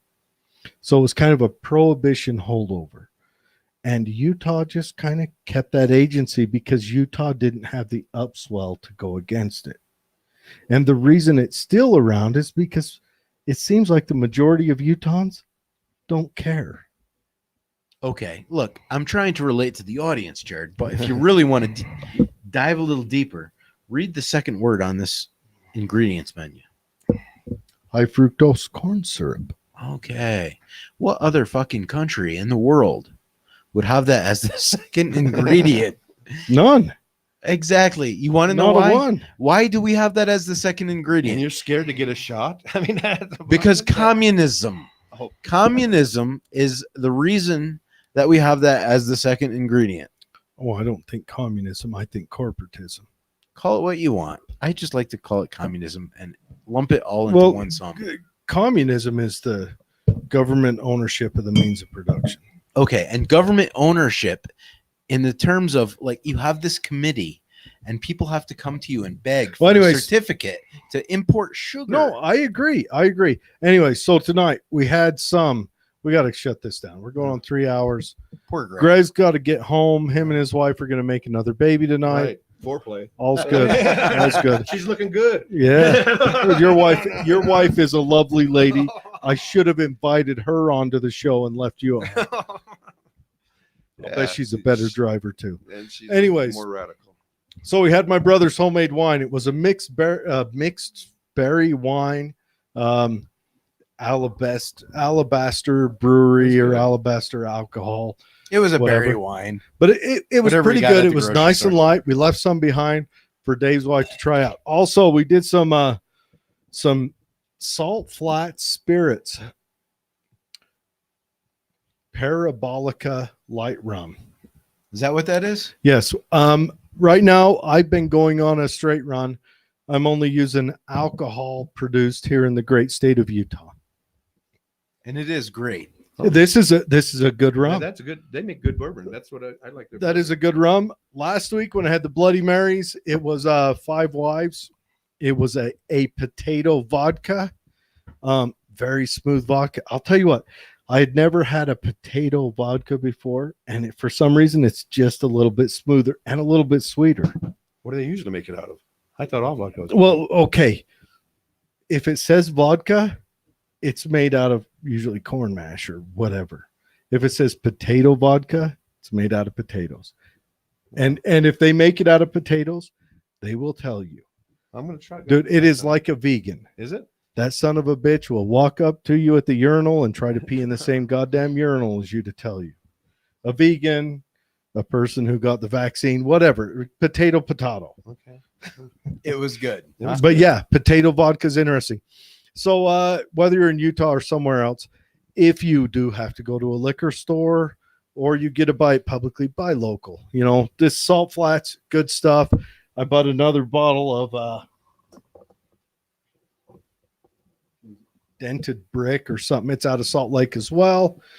5 Wives, you know, but buy local. Support your local companies. These are people, if they're not in your neighborhood, they're maybe in your town, maybe in your state, but support local, keep them alive. We don't need to buy Captain Morgan or, you know, any of that other stuff for a while. And just keep in mind that the socialist liquor stores will discontinue liquors if they're not being bought. That's right. So if you find an opportunity to buy local liquor, please buy it, try it, give it a try. That's right. Shout out to Eric for the wine, and that stuff was good. Good job, Eric. Next week we'll be trying some bourbon. We're going to be talking to we got James coming back on.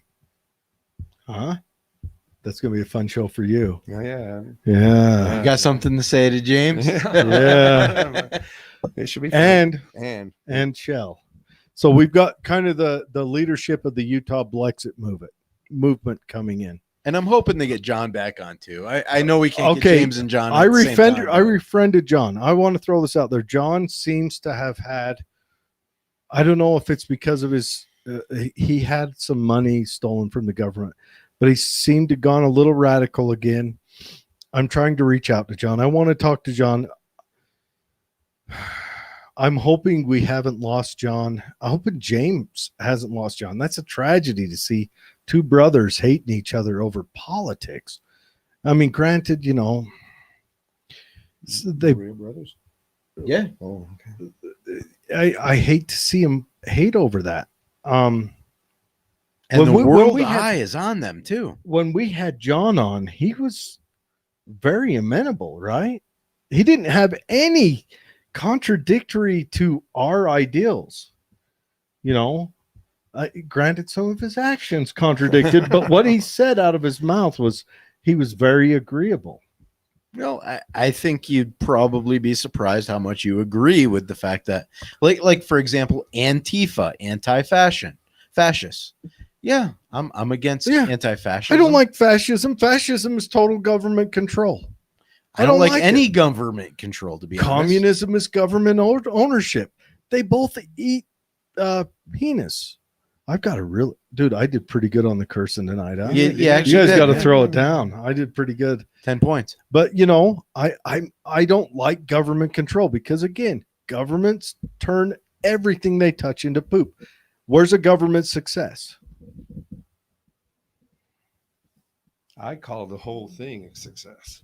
Yeah, We're gonna go.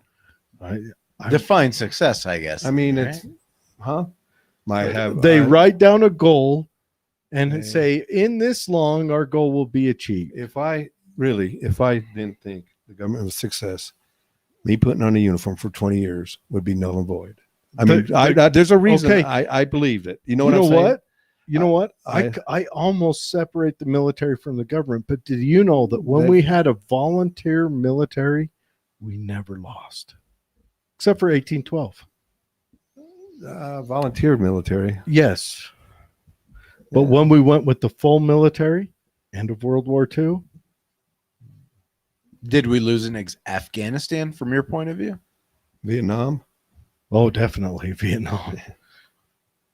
But Afghanistan, what's the goal in Afghanistan? Is it going to be what we want it to be? It's the same thing that it was in Vietnam. Or Vietnam or Iraq, Syria, Libya. Sometimes I wonder how if our Somalia goes doing with a goal. But that's because prior to that, we had citizen soldiers. After that, we had government soldiers. Yeah. Maybe that's just an argument I'm making up in my head. But I don't blame the soldier. I tend to see the government. I can't think of any of their successes. I mean, I'm happy. The war on life. poverty, how'd that work out? Poverty got even more extreme and more worse. Compared to what? Compared to what it was before that. Actually, not just that, but the marriage rates, the birth under marriage rates, the employment rates, everything dropped. And that was in your lifetime. From what? From what they were the year before and the year 60s, before. The 50s? Or I disagree with that. Well, it's just statistic facts. You can go ahead and look it up. It's just statistic facts. But I'm saying the lifestyle we have now is a hell of a lot better than the lifestyle they had in the 60s. Oh yeah, technology brings us a long way. I mean, right now you have the pocket thingy, you have the internet, you have cars that don't have a distributor with points that once every 2 years in the middle of a road, in the middle of a desert, it's going to break down. You got to get out with a little piece of sandpaper that you carried in your glove box because you knew them points were going to wear out and you had to kind of spark them up, right? Yeah. Remember the old days? Doing this. I mean, going out and starting my car. That's right. That's right. The 60s were better than the 20s, right? Right, exactly. Because of So technology. the government's doing something. The government is The government made that? I'm with Dave. The government influences it. The government influenced it. Let's ask John McAfee. Oh no, we can't. Did the government influence The guy who- so the government influence going from a distributor cap to coil packs? maybe.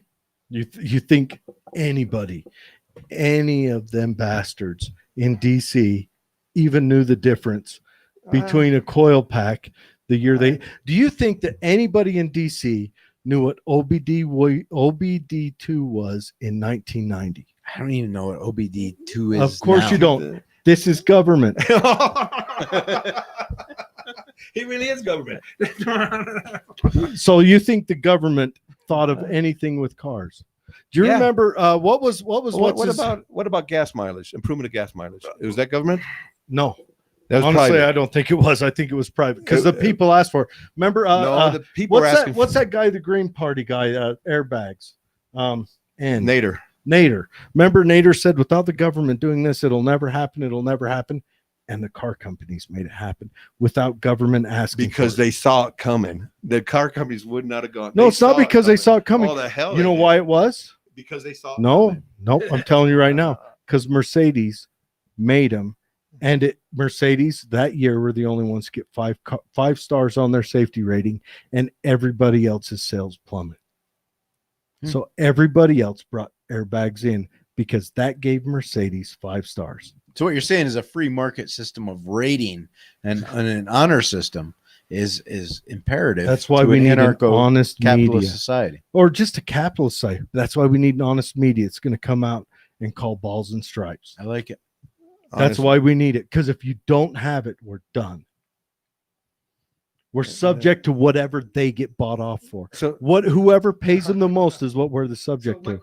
do you guys really believe, we go through this, that there's somebody sitting in the middle of Washington, D.C., and they have a media rep and they say, hey, you guys are going to say this. And hey, Fox, you guys got to. Actually, no, but I do know for a fact that every media company has at least one pharmaceutical rep on its board. Okay. I hope they do. I mean, it's not what I mean. So you don't think that maybe some meds might have been pushed our general direction for the profit? But that's capitalism. I mean, Jared. that is. That's I mean, but you want propaganda. But that takes away from an honest media. So what do you want? Do you want capitalism or do you want honest media? How do you get Wait. Only if the propaganda putting forth is dishonest. See? If the propaganda putting forth is honest, is it really And bad who's propaganda? judging the honesty? Because my honesty is different than yours. I saw, CNN said a building dropped in Florida. Is that true? Or is that fake? Yeah, it's true. I think as of earlier this morning, there were 150 people still missing, So that's true 126 news. accounted for. Yeah. So what did CNN put out that's fake? Put out that's fake news? Yeah. I mean, this is what gets, I mean, How about it's easy to say, oh, how that's about, fake, that's hold on, fake. here you go. Fake news. How about over the last year when anyone brought up the theory of the Wuhan lab getting canceled off of all media, including the social media? Facebook would delete if you posted anything about the possibility of that virus coming from the Wuhan lab. How about the fact Facebook's not a media. Facebook is too a media. It's a Uh, social media. Well, And it's a and I private. promise you that Facebook is stronger than anything Right. you're watching on television. But hold on, I want you to listen. How about the fact that it comes out last week that Google was giving to that Daszak guy at the Eco Alliance, the same one that our Fauci was giving to, that Fauci's kind of in hot water for, that Google was doing that. And how much you want to bet that maybe if they dig a little deeper, there might be a tie of Facebook to that. Is that an honest media? How about the fact that if I go to Facebook right now and I post anything that says COVID on there, I'm going to get a COVID warning on the bottom. I've got a friend who used to work for the Democrat Party. She's a communist. You met her, right? She put a picture of her and her 3 friends smiling. Well, you know how on Facebook you get the post a picture from 7 years ago at the club, She likes to smile though. right? 7 years ago. And it pops up a COVID warning at the bottom of that. It's a 7-year-old picture. Well, I agree though. The The rhythms bat- might be a little bit off. I The mean, they're bat not that perfect. the bat that screwed does- the pangolin wasn't even alive But is, yet. is Facebook private? I mean, does Facebook have a right to run their business the way they want to run it? I mean, you're for I'm not saying they do or don't, okay, but what I want is an honest media. but they're not a media. They are a media. They are not a media. All medias are They're private. so I have to actually All, say, what media is not private? look, I agree with Greg saying that Facebook is a platform. They're going to It run is. it the way that they want. Sure is. But no, my point isn't that I want to. Society is the problem. No, hold on. My point isn't that I want to control media. I'm begging for an honest media. And I'm gonna begging. say- I'm gonna- on my hands and knees. I'm not putting a gun to anyone. I'm begging for an honest media, for a media that doesn't have a bend. now. So my question would be, what would be an honest media to you? Is it a media that towards your interpretation? Because this honesty thing is what I have a problem with. Well, I kind of dig that up. What about When I our look at Parlor this. account? Now here's a question. Okay, Facebook is its own thing, Right. But our Parlor account is destroyed now. Yeah. because nobody wanted to do it. No, Oh. no, because Parlor was destroyed by Amazon. And By a, Amazon a for- private business that's able for to do. Twitter. But they broke a contract to do it. Well, it's a business, right? no, They- no, They no. broke a legal not at binding all. contract Then- to do that. There's legal resources to it, ain't there? But they did that for political reasons. So they have a right, right? but that No, doesn't they didn't scare have the you. right to do this. That doesn't scare you. What scares me is the president using the justice system to go after. I know you're After what? you're After what, Greg? deflecting. No, I No, no. You're let it- deflecting. No, that doesn't scare you that What? a private business will sign a legal contract and for political reasons will shut up 50% of the nation. Fox does it all the time. I mean, so I don't know. No, what, Fox doesn't give out oh, wait, space for people to rent. They don't? to build on a platform. Yeah, they don't rent a space to someone and Because then because a different political faction seems drawn to that, Fox doesn't then- dilute it. shut them down. Fox can say what they want to say, but those are words. Okay. Here's the thing. I built a platform on Parlor, and Oh. Amazon decided and to take the land of Parlor and squeeze it Right. into non-existence because they decided to do so, even after they paid their bills. That's not right. It might not be right, but is it? I mean, it's their business, right? I mean, you see, you want free capitalism, but you want to regulate it. I just want people to hold their do contracts. you think you So- think that under anarchy contracts might be upheld? Because I No. think under anarchy No, that would be the deciding factor is contracts. no, anarchy would be just what it is. Anarchy. What Do- is that? do you think so? What is that from Greg's point of view? Yeah. Tell me what anarchy is. The guy with the biggest gun wins. Do you think so? Oh yeah, Mm. I do. I don't think so because war is expensive. Oh well, anytime. I think you'd see a lot more negotiation under anarchy. You know, in Africa, in Somalia, circa 1994. How should I? Ooh. Now, Somaliland is functional in Somalia. Anyway, Somalia, no, I'm minus going straight up Somaliland. Somalia. So in all of Africa, 1994, and 1992 through 94, but 94 is when it got reined in by groups unknown. Africa, the best cell phone service companies, most expanded coverage was in the only area that didn't have a state.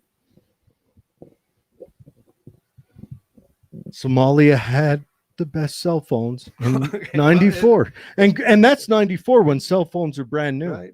I mean, And they had cell phone coverage everywhere because they didn't have a state regulating it, or they didn't have warlords, which the state is just So if you have a anarchy, warlord. who maintains the roads? the same I people Who that does the maintain water? Who does the water? the same people that do it now. The city? This government? Oh, you could have a city, sure. There You could, has to be you a could way. pay for that. So wait, so you do your type of anarchy is more like a feudal. You get together, you group, and you say, "Hey, you do the roads. We'll pay you to do roads, and And or I or could you be a doctor. or I could hang a picture on a wall that says, "Hey, I want to bid for someone to do roads, and I want to bid for a group to manage." and I want to have a 5-year corporate contract. You guys apply. This corporate contract is going to be and who regulates to manage it? irrigation. Who regulates the contract? The Well, people. hold on, guys. If there was a contract on Route 80 going to Salt Lake, Mhm. would you pay to use that road? You know who I'll bet would pay a substantial amount? Who? I'll bet we would say, okay, so from here to I-80, Walmart would probably want to step up and take care of from here to Lake Point at least, because God, that's I wasn't a lot even of their, thinking about that's business. a lot of their income. So Right. they would want to step up a lot. You'd have a lot of little neighborhoods probably want to jump in and say, yeah, we want to pay for 30 yards. And how much would it cost then if you're doing just 30 yards of road in an overall contract? And then you've got Kennecott. You've got the TNA, I imagine, and Flying J. How much do you think they would want to punch in? And then they wouldn't be taxed on top of that for They federal. wouldn't exist though. So I mean, you're living in a they wouldn't exist. So you No. wouldn't have a gas station without the government. So you think that the government thought of and built the first gas station? they didn't. I'm pretty sure the government did not build the first gas station. No, probably John D. did. It could be, Yeah. or the guy before Well, him. You know, I mean, the government. now and- what and- Rockefeller did do was save the whales. Saved the whales Well, I mean, we can pretty And, much say he saved the whales, but and child labor laws. I mean, they shouldn't be regulated. I mean, it's. I mean, You know, kids they were working already- 40 hours. they were 50 already hours. dropping before that regulation jumped in. Same with OSHA. Safety standards had risen, I think, like every year over that. And OSHA came in and wrote a law to the standard of what the mining industry met the year Well, before. it wasn't the chicken fire where 90 people got locked in. That didn't create OSHA, because I always thought, the fire where the people got chained OSHA in. came from MSHA, and MSHA came in the mines. This is just history.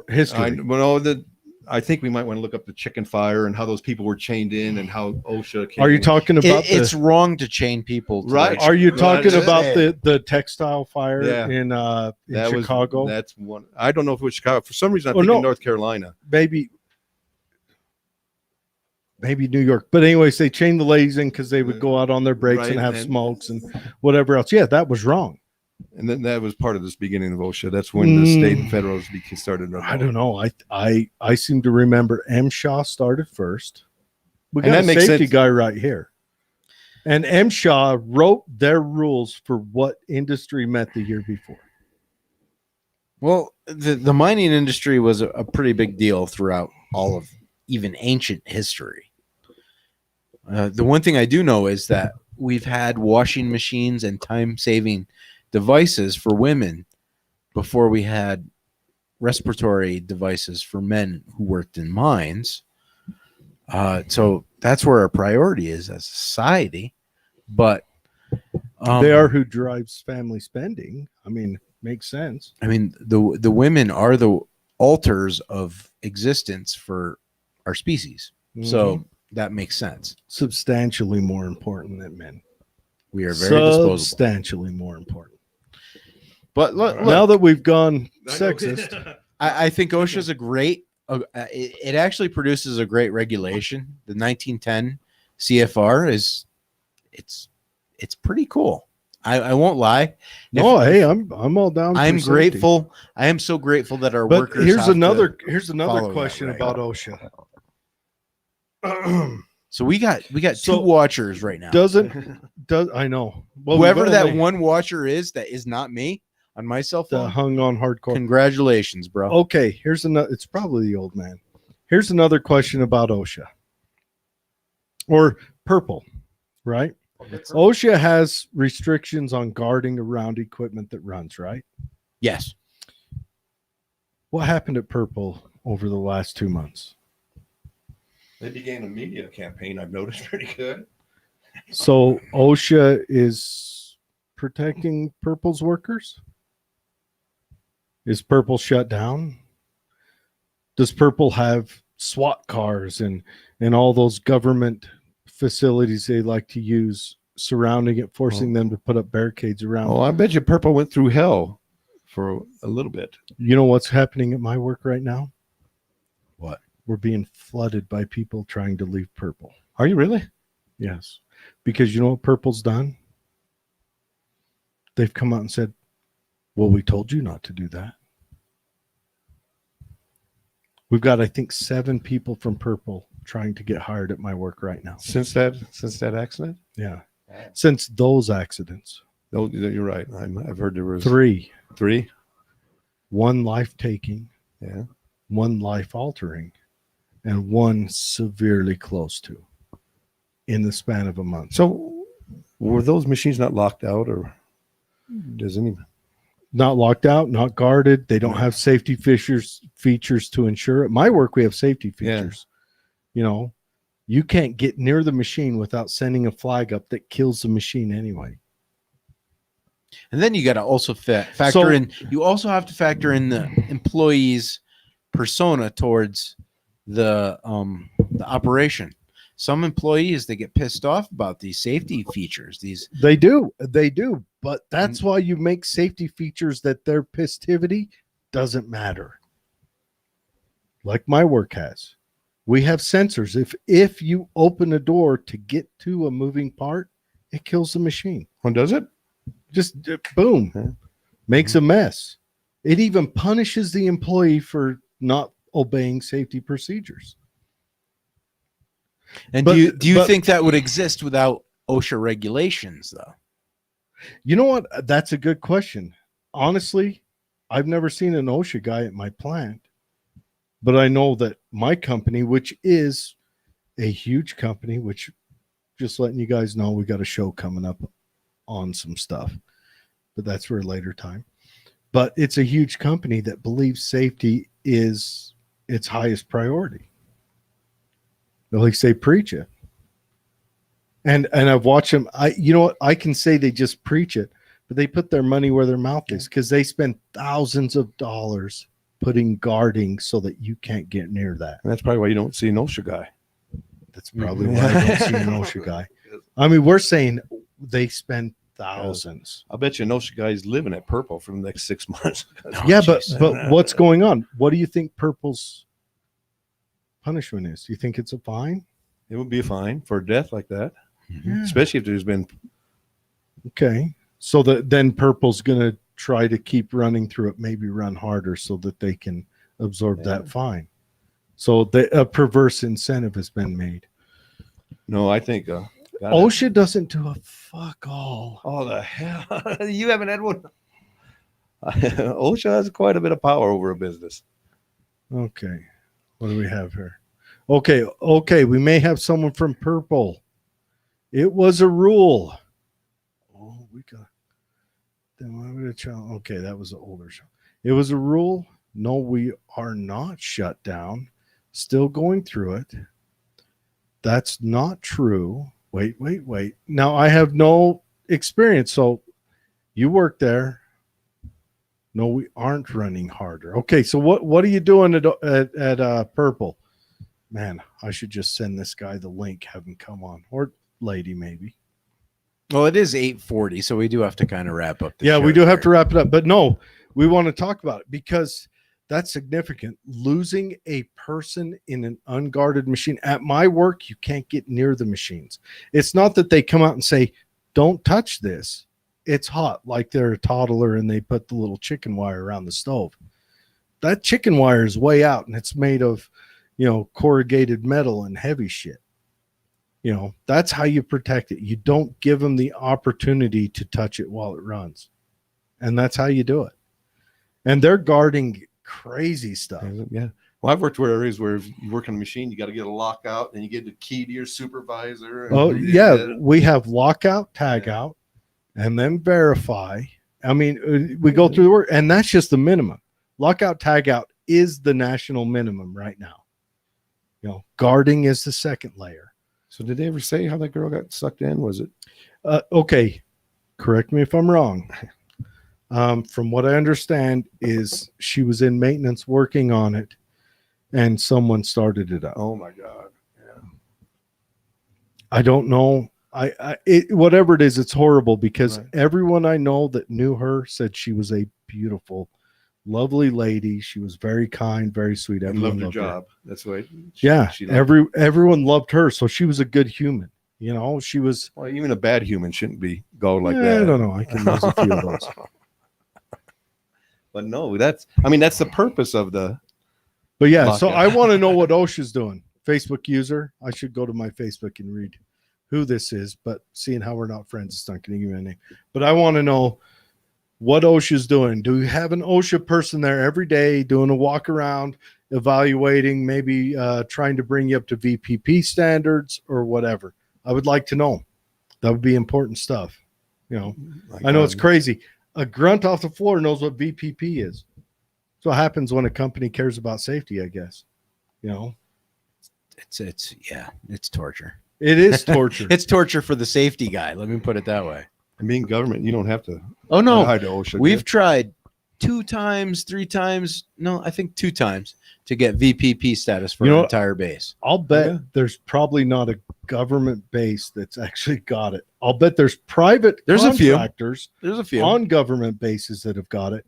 But I'll bet because governments are he's over a paint shop and a mechanic shop and a print shop.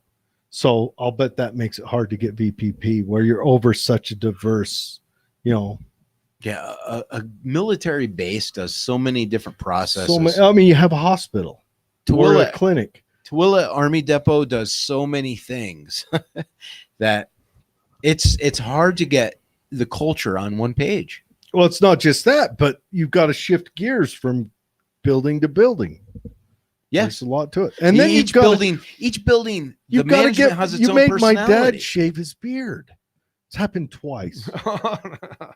45 years, twice. Your dad's not the only one. My dad walked in and said, "Your buddy Dave made me do this." Thank Dave for me. I didn't recognize him at first. I'm actually kind of famous for that because I make a lot of stubborn bastards shave their beards. They got to wear a respirator. So if you got to wear a respirator, you got to shave your freaking beard. I didn't. Look, there's just I can't justify Paint shop, being that guy that tries to fit test you with a beard. But anyways. And yes, I'm a little bit of a stickler on the regulations. It's my job. That's what I get paid to do. He's a nerd. Regulation nerd. But anyways, thanks everyone. Hey, Facebook guy, send me a private message. Let me know what's going on there. Maybe we'll invite you on the show to let us know. This is a big concern for it's a big concern, I think, for the city, for the county, for the local populace. We don't want to lose any of our people. This was a loved member of our community that was lost. And I'm not blaming Purple. And I'm not blaming co-workers. I'm not blaming management there. I want to know what happened. Shit happens. Let's fix it. Was there a process that can be changed so that regardless of, let's say she goes into work tired one day, can we make a process or the guy, someone else, can we make a process to make that never happen again? And that's what I want to see. I want to see processes made so that things like that do not happen. But yes. All right. So we bitched a lot. God dang. So almost a 4-hour show. Our communist came. He did good. Of course, like a good communist, he drank all of this. And then a communist is bringing bourbon next week. Yeah. Next week, we're having bourbon something or another. Whiskey mash. Whiskey mash. That's what I learned when I was in COVID lockdown. I took my bartender. Nice. Did you? Yeah. I like it. I like it. Dude, I want to hook up some martinis. Yeah. I think we should all rent tuxedos. Okay. We should all rent tuxedos and drink martinis one night. We got to talk to someone proper, like a farmer or something. Anyways, thanks for joining us, and we will see you guys next week. Purple guy, reach out to me.